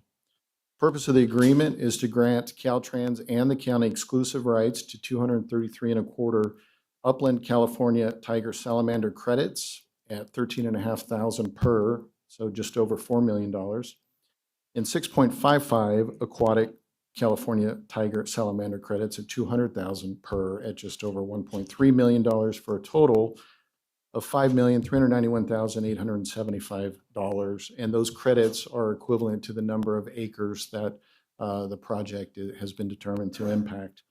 So again, these credits will be used to satisfy the project's mitigation requirements. And if you have any questions, I'd be happy to try to answer them. Thank you, Dominic. Any questions or comments from the board? Supervisor Wamhoff. Thank you, Chair. So $5 million for tiger salamanders. We're just getting started. What's the cost per salamander? Do we know? So it's the habitat that we're protecting to provide for the salamander. So I don't know that I can answer that question. I just want to know what the cost per gecko is. I mean, it's probably like 100 grand a gecko. Yeah. We can't just outsource the breeding somewhere else. We have to do all this nonsense. Again, this is California's nonsense. You know, we don't do anything to manage our forests. We don't spend anything to do that, even though that's the biggest polluter. The fires in 2022 negated the last 18 years of every environmental protection the state has put forward. And they want to charge us $5 million for mitigation land for a tiger salamander, and we don't even know how many we're saving. We don't know what the cost per salamander is. This is just California's waste and nonsense, and they don't want to kick in a frickin' dollar for their nonsense that we have to bear as a county of 165,000 people. It's disgusting.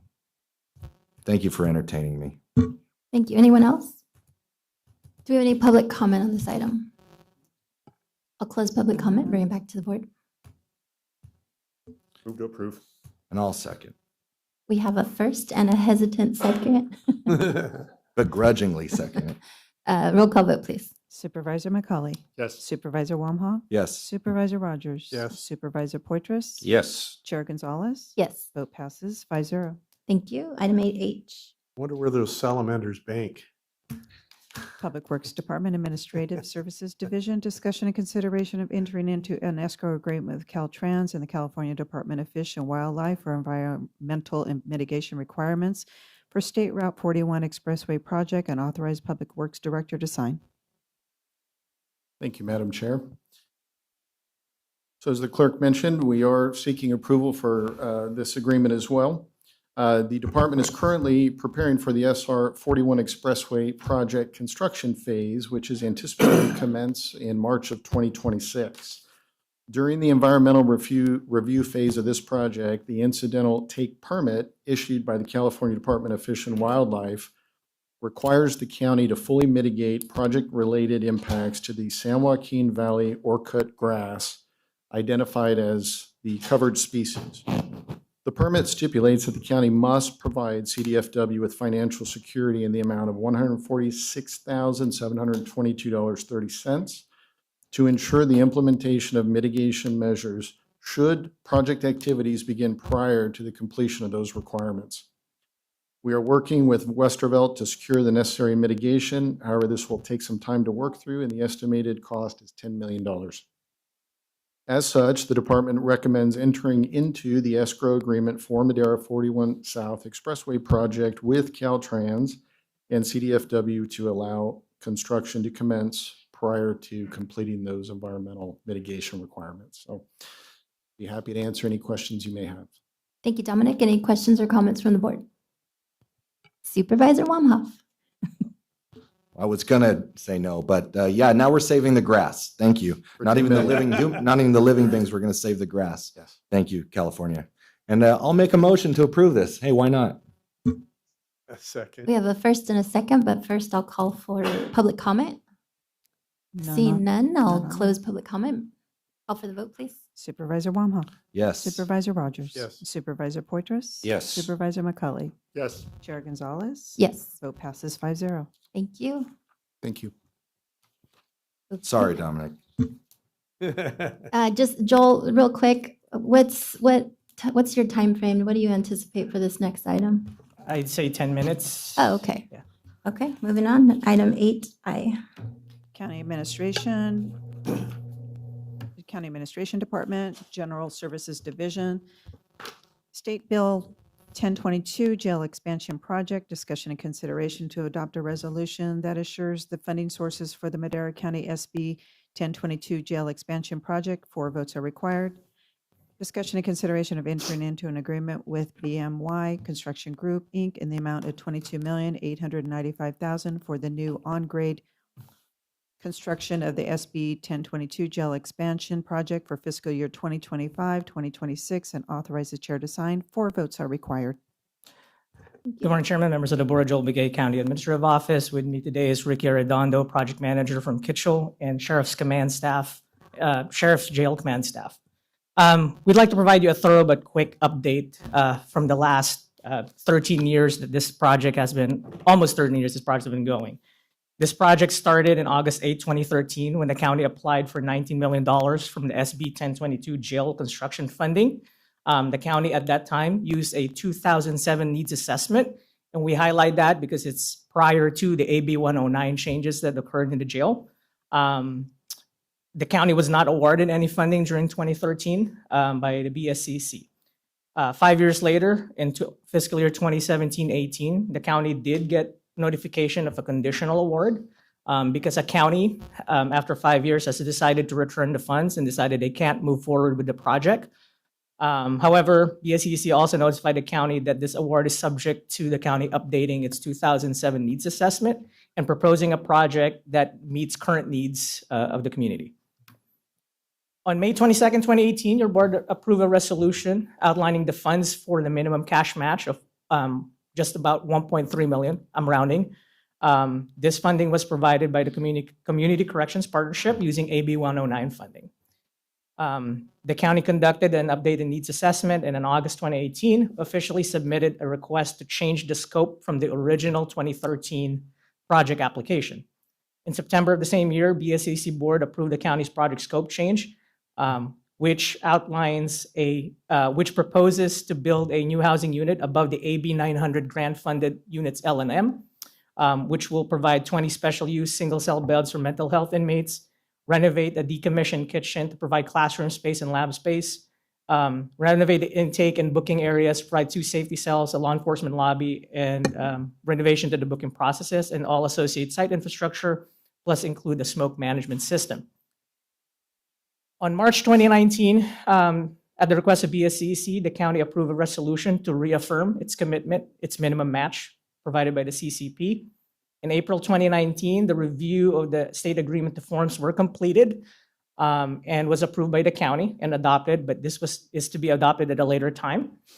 On May 2019, the State Public Works Board officially established the Madera SB 1022 jail expansion project and fully executed agreement between BSCC, the State Public Works Board, and Madera County. In December 2019, the county released an RFP for architecture and engineering services. On July 2020, your board approved a contract with Dewberry Architects to provide design services for the project. The first step that was done was to do a scope alignment study due to the time that has elapsed from the original conception of the project, and to propose a method of delivery that will minimize the cost to deliver the scope. 3 options were identified. Option 1 is at the time the current approved BSCC scope, which is poured in place concrete expansion above the existing units. This was the most expensive option at that time, resulting in a $20.3 million project cost. And so compare that to a 14.5 estimate in 2018. Option 2 is a value engineered option that's still true to the BSCC scope, which is building up, but using steel vertical structures to lessen the cost. That would have costed the county $18.2 million. A third option was proposed by Dewberry, which is completely separate on grade, which would minimize the cost at $12.3 million. However, that option would require a BSCC State Public Works Board scope change approval. During that time, the county concluded to proceed with option 3, given the available funding to minimize the cost and to build an on-grade housing unit. Dewberry proceeded on the design based on an on-grade option for submittal to the various state agencies. Final state agency approval to the State Public Works Board was received for the on-grade housing unit scope change on April 18, 2021. On August 19, 2021, Dewberry Architects ran an updated estimate cost, which resulted in a total project cost estimate of $24.1 million. Construction cost portion of that is $20.3 million. This is due to escalation and hyperinflation that we have experienced during COVID related to pandemic era financial policies and supply chain issues. The ultimate result of this is that the project was $3.5 million off from previous estimates, and which is why on January 11, 2022, your board approved resolution number 2022-008, which updated the project cost estimates and certified the following. A third reaffirmation of the $1.3 million match, which was required by BSCC, but an additional pledge of $3,584,377 in public protection impact fees to provide the additional funding source and balance the project budget. On September 2022, we achieved 100% construction drawings, and it was submitted to the CDCR, BSCC, and the Office of State Fire Marshal for review and approval. During this time, the Office of State Fire Marshal changed plan reviewers multiple times. It's resulted in additional comments that were not included in previous submittals. All in all, OSFM review and approval went through 5 review cycles between September 2022 to December 2024, causing additional delays on the project. Finally, on December 2024, the county received final Office of State Fire Marshal approval, which paved the way for a final approval by the State Department of Finance, which we achieved in February 2025, and we received the authorization to bid on the project. On April 30, the county advertised for bids, with the final bids due to the county on August 8, 2025. 6 bids were received, with BMI Construction Group being the lowest responsive bidder at $22,895,000. Using this bid figure and applying contingencies, which staff reduced from 10% to 5% to minimize the impact of the project budget, results in an estimated construction cost of $24,039,875, which further puts the project $3,664,000 behind the total budget that was already approved from the 2021 cycle. Kind of want to put a side by side how we got, how the project budget change. So if we start from the 2021 value engineering estimate, the total funding sources was 20.5 million, and that includes your $19 million of SB 1022 grant funds, the 1.3 million in cash match, and this other in-kind match, which essentially the state makes us quantify staff time. So it's a project cost above and it's a project revenue in the bottom. I would ignore that. That's not, that's the staff time that we do. In the 2021-22 cost estimate, your board pledged the 3.5 million in public protection impact fees. And in today's agenda, based on 2025 actual bids, staff is recommending an additional pledge of 3,664,000 of public protection impact fees to balance the project budget. I do kind of want to go over, I do want to highlight that the public protection impact fee fund's current balance is 3.6 million. So the original pledge of 3.5 is fully covered with cash on hand. We had provided a 5-year conservative projection using current public protection impact fee revenue minus the debt service for Hall of Justice, which is also in the public protection impact fee program. Net available for jail expansions is just over 800,000 a year. So in 5 years, staff fully expects to recover the 3.6 million. If your board approves it today, what might need to happen is some kind of cash flow loan between the funds, but we fully expect the public protection impact fees within 3 or 4 years to pay back the difference. If your board approves the actions today, this is the revised timeline of what remains to be done. We have to get approval for contract award from DOF. We anticipate to get that November 21st with a notice to proceed to BMY issued December 1st. Construction completion, 17 months, May 2027, with occupancy 90 days after. I like to take a minute or two to have Ricky walk you over the site plans and then open it up for questions. Hello, Madam Chair and Supervisors. I'm Ricky Ardondo with Kitchell, and now we get to talk about what the project actually is. Up there, you'll see the 3 highlighted sections. Those are the areas of work, with the area on the right side of the slide being the new on-grade expansion to the existing jail. So this is the actual new housing unit. It consists of 2 modules, and they are split and they're a mirror of each other horizontally. They each have 10 single occupancy cells with a classroom space, a multi-purpose room, an exam room, a staff station, and outdoor rec yard. The new expansion will also include a new lab area, 2 medical stations, an office, and a break room for staff. This is a zoom in of the upgraded intake area. It does get expanded, so it is more square footage than what is existing right now. It adds security. You have a sally port there that helps control in and out of the area. The actual booking area is also expanded, and we're adding 2 safety cells as well. And this is the classroom area. Right now, it is an abandoned kitchen, not in use. We're adding a computer lab, 2 classroom spaces, and office and storage space. So the area that's not being used at all will have a purpose.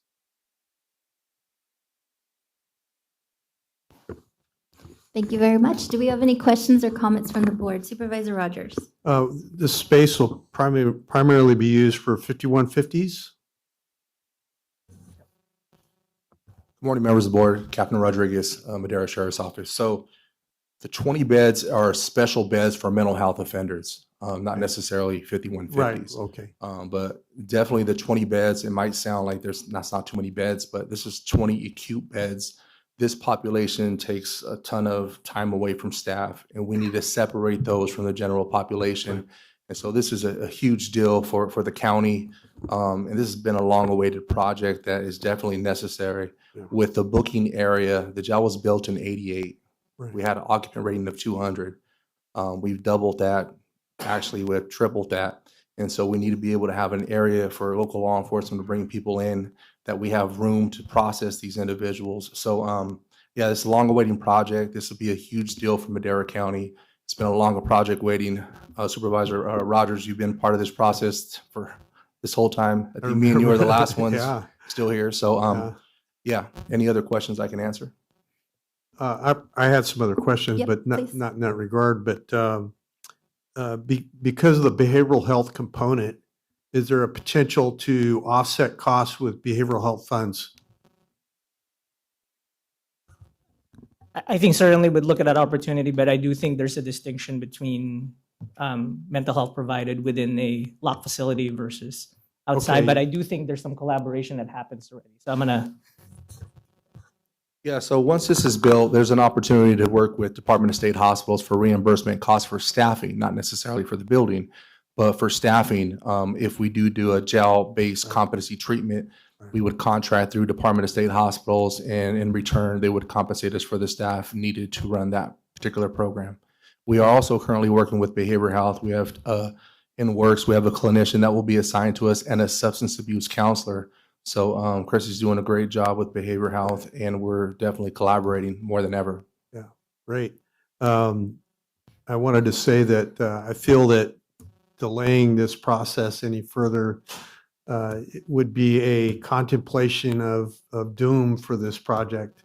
And because the costs are certainly escalating over time, I find it even less than I would think consistent with what I'm seeing in the market. The escalation in cost, of course, the value engineering that we've done has offset some of that.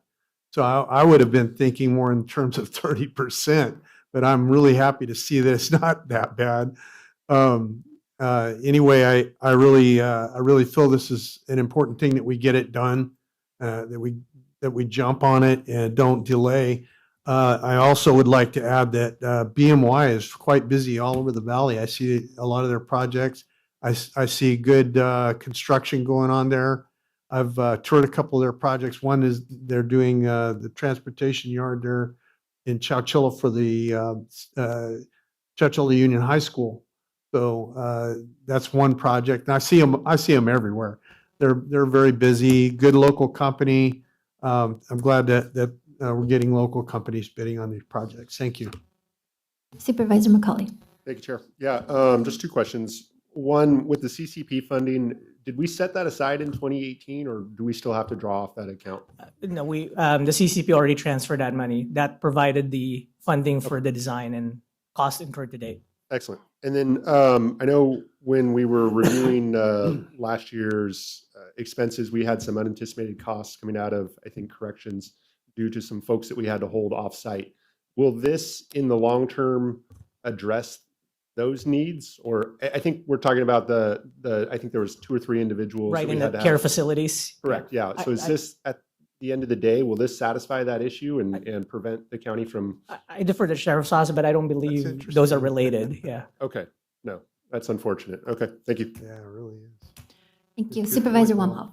Yeah, Chris, just for some context of this project, can you give just for some context, can you just briefly provide the necessity for this project and what the current situation is right now?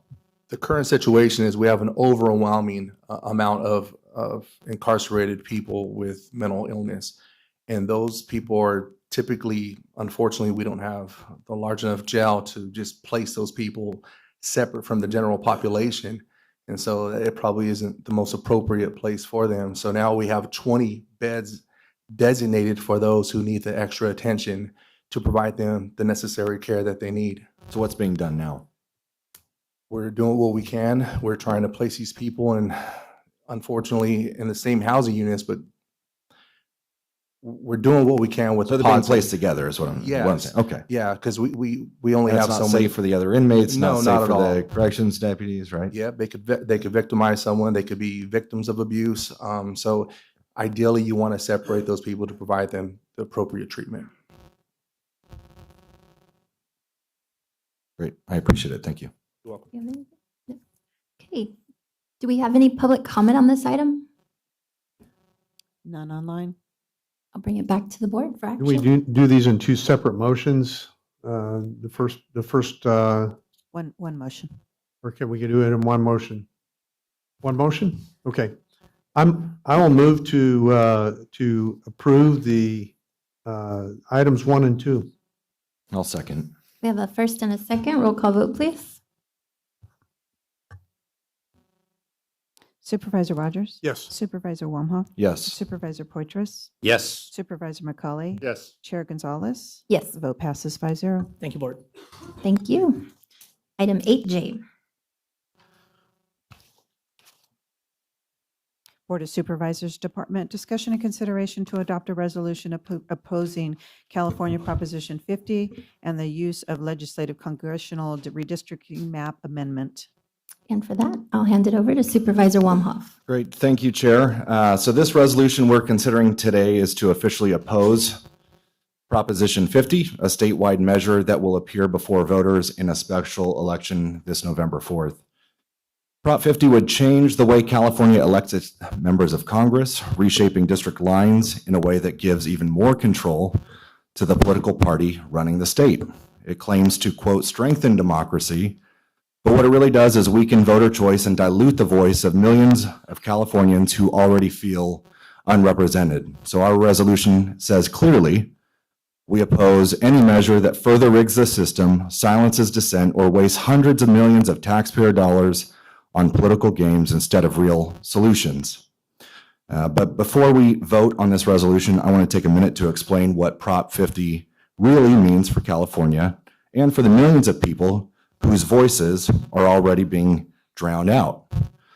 So right now, California has 43 Democrat congressional seats and only 9 Republican seats. That's already a huge imbalance in representation. If Prop 50 passes, it would drop that Republican number even lower, possibly down to 5 out of 52. So think about that. Around 40% of California voters supported Republicans in the last election, yet they'd only be represented by less than 10% of our congressional delegation. That is not democracy. That is silencing one side. And here's the kicker. This special election to push Prop 50 through is going to cost taxpayers around $300 million. That's more than the state refused to spend to fund Prop 36, a measure that voters overwhelmingly approved to get dangerous criminals off our streets, which proves they just don't care. The governor said we're too broke to fund Prop 36, but now we magically have $300 million for a political special election that's extremely partisan to steal power. That's not fiscal responsibility. This is politics at its worst. And meanwhile, California leads the nation in all the wrong ways, despite Democrats having total control of this state. They have a super duper majority. California has the highest taxes, the highest gas prices, and about half of all homeless people who live unsheltered in America live in California. We are one of 50 states. We have one of the highest poverty rates in the country, and we're ranked near the bottom in education, 37% in most metrics. So despite being one of the largest economies in the world, our state still runs on a budget deficit. And this state is completely run with a supermajority of Democrats. So California is at the top of every list you don't want to be on, and at the bottom of every list you wish we led. So Prop 50 isn't about fairness or democracy. It is about retaining power. It is about shutting down opposition and making sure one political party controls every level of government. And if we don't stand up now, we're going to wake up in a state where millions of Californians simply don't have any more voice. And so thank you for my time. Thank you for the time, and I'll take any questions if you guys have. Thank you. Supervisor Poitras. Thank you, Chair. I have a couple of things I like to mention about Prop 50. I am not in support of it, but I like to mention what this type of redistricting does and what it means to our citizens. And I'm going to end on how it affects us specifically in this congressional district. First of all, over the last 40 years, congressional districts have become significantly less competitive. The number of swing or competitive seats, which could be won by either party, has plummeted, leaving a growing number of districts that are reliably safe for one party. And that goes both ways, whether it be Republican or Democrat. In the post-2020 census, the redistricting cycle following the 2020 census led to a record low number of competitive districts, with just 14% considered competitive, down from 33% in the 1970s. So what does that do? It leads to increased polarization. Representatives from safe districts have less incentive to compromise with the opposing party. Their primary concerns are often appeasing their party's base and avoiding a challenge from a more ideologically extreme candidate. Also, the shifted balance of power, the decline of swing seats, means that control of the House often depends on the outcome of a very small number of races, making the national balance of power less dependent on shifts in overall voter sentiment. And I'll swing back to how our district figured in that type of comment. Second of all, we even have Senators Padilla and Congresswoman Zogren who are supporting Prop 50, but they're also introducing legislation to cease mid-cycle redistricting. So even they understand that it's not a good practice, even though they are supporting Prop 50 because of pressure from the party and potentially their own ideological bent. And I'd like to end with how this affects our district. As many of you know, we had the tightest race in the entire nation in our congressional race last time around. Duarte and Gray, both on a combined basis, there were 220,000 votes counted in this race. 180 votes approximately determined the winner. 180 votes out of 220,000. I call that a swing district. You know, it's one of the most competitive in the nation. And what that means for us here in our district, in Merced counties and Madera counties primarily, is that we have Congress people who appeal to everybody. They have to be able to win an election. If it swings one way or another, suddenly we lose their ear because there's no incentive to listen to either side. Well, Prop 50 is going to now swing the voter registration towards the incumbent, which means we will no longer be that swing district that it really represents what we want to see all over our nation, really. I mean, I'd love to see it's not realistic because even in the 70s, there were 33% of the districts were competitive, but it sure be a whole lot better than it is now. So for those reasons, and for Madera County, for us, for our citizens, I have to be opposed to Prop 50. Thank you. Thank you. Supervisor Rogers. Yes, it almost renews the battle cry of the Revolutionary War, no taxation without representation. And the fact is that we are at 17% in the Republican representation in Congress when the votes cast in the 2024 presidential election were 58.5% Democrat, 38.3% Republican. So we are out of compliance with anywhere near an alignment by 21%. The actual representation would, if it was fair in redrawing district maps, would be somewhere near 30 Democrat, 23 Republican. This would be a fair representation of the map. But what we have now and what we've had in the past is an overwhelming one-party system dominating the Central Valley. The coastal cities literally run the Central Valley. They control our water, they control our industries, and they're doing this through a gerrymander. It's not right. It is overwhelmingly against the population of these regions. And now they want to take away more. It's not a fair alignment. And, you know, I would venture to say that there would be a cry if it were the other way around. There would be a battle cry if it were the other way around.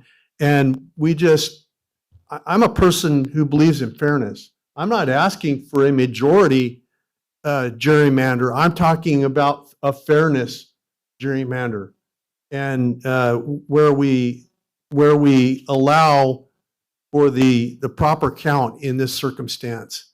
So I agree with my colleagues completely. It's way out of skew, and it will get further out of skew. By the way, we overwhelmingly voted for an independent commission made up of half Democrats, half Republicans, and at-large people to formulate these districts on a nonpartisan basis. And the Republican Party has largely accepted the results of what has gone on for these last many years. But this is getting ridiculous. This is going beyond the pale. Thank you. Thank you. Supervisor McCauley. Thank you, Chair. I'll be pretty brief here, but I just want to start out and say, like, what a sad state of affairs that we're in right now. I do disagree with my colleagues just a bit. I don't see this as a Democrat issue. I don't see this as a Republican issue. I just see this as a deterioration of our political system, and it's sad. It's disheartening. You know, I think we just keep this simple, and it's, you know, two wrongs don't make a right. You know, it's not overly complicated. We don't have to make things so complicated. I do appreciate the summary that Supervisor Poitras gave, and he makes some great points there. But I think at the end of the day, I think we just have to understand that it's not right. We can't just go in and change the system to suit our own needs. So, I mean, for me, I hate that we're even reviewing this resolution because I think it just adds to the division. I don't think anybody looks at the Madera County Board of Supervisors and says, oh, they passed a resolution that says we oppose Prop 50. And so now I'm going to oppose it. Now I'm going to vote against it. I just see this resolution as a perpetuation of this, the political system dissolving before our eyes. And it's just a sad state of affairs. Thank you, Supervisor McCauley. I'm going to concur with your statement. I actually wrote some thoughts down last night as I was contemplating this resolution before us, and I start with two wrongs don't make a right, the principle, and I subscribe to that. But I also believe that we're living in truly unprecedented times, and because of that, that requires us to take a step back and look at what's really happening. Right now, we have a federal government that is shut down, and that is because both sides have failed us. They've failed to come together and come to a compromise. And in the long run, that impacts our community here locally. When I think about Prop 50 and the conversation that we're having today, I can't help but separate it from the broader national context of federal funding being held hostage, tariffs hitting our farmers. There's ongoing cuts to the Department of Education. Millions and millions of immigrants who are our neighbors and our friends are living in fear. And tribal health services, Head Start programs, SNAP and WIC programs are all at risk. And so when people come to me, and as they do to you, and they say, you know, what can we do? My answer is always the same. And I say, you need to exercise your right to vote. And so that's what Prop 50 is asking the voters, whether they want these congressional lines redrawn or not. And so at least we're asking, and I respect the comments that my colleagues are making. I understand, but unfortunately, we're at a yes or a no. And so because of that, I believe in the democratic process that we need to ask the voters. The ballots went out yesterday, and they are in the voters' hands. So because of that, I don't support the resolution as well. Thank you, though. Do we have any public comment at this moment? None online. I'll bring it back to the board. I'm going to move to approve. I'll second. We have a first and a second. Roll call vote, please. Supervisor Rogers? Yes. Supervisor Poitras? Yes. Supervisor Wamha? Yes. Supervisor McCauley? No. Chair Gonzalez? No. Vote passes 3-2. Thank you. The next item is pending legislation. I don't believe we have any. So we will move on to supervisor and staff reports, and I'll start with Supervisor Rogers. Yes, I believe we have an MCTC meeting this next week. And mind a little jumbled with all this going on today. It's a big day in Madera County with all the people we've added to our roster and our services. And welcome, Matt. We're already churning together and as a board and with you on the future goals of this county. Looking forward to seeing what we can implement together. It's going to be a good time. Thank you. Thank you, Supervisor McCauley. Nothing to report. Supervisor Wamhoff. I attended the San Joaquin Valley Regional Association, SJV RAC. I forget all the words to it, but it was in Clovis this year, so didn't have to stay in a hotel or travel very far, just to drive in for the morning and drive home at night sort of deal. But I really always appreciate that conference because it's just the 8 San Joaquin Valleys that come, or San Joaquin Valley counties that come together to address specific needs and to discuss issues that are just directly related to us. So it's more localized, more focused than RCRC, and definitely more than CSAC. So I enjoyed that. Had some great speakers. Some of the water speakers talked about things that were a little rudimentary, but overall, I felt like it was a good experience and got to hang out and collaborate with our Valley supervisors. Thank you. Supervisor Poitras. Yes, I have nothing to report. Thank you. And CAO Treber. Thank you. Excuse me, just another thanks and gratitude to the board, and now it's time to get to work. Thank you. Great, thank you. County Council.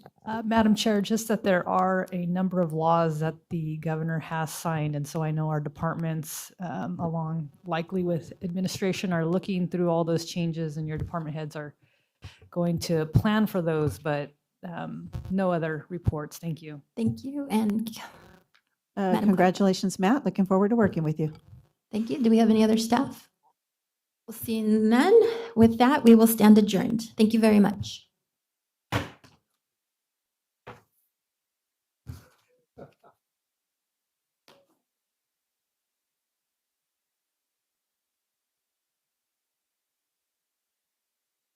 Recording stopped.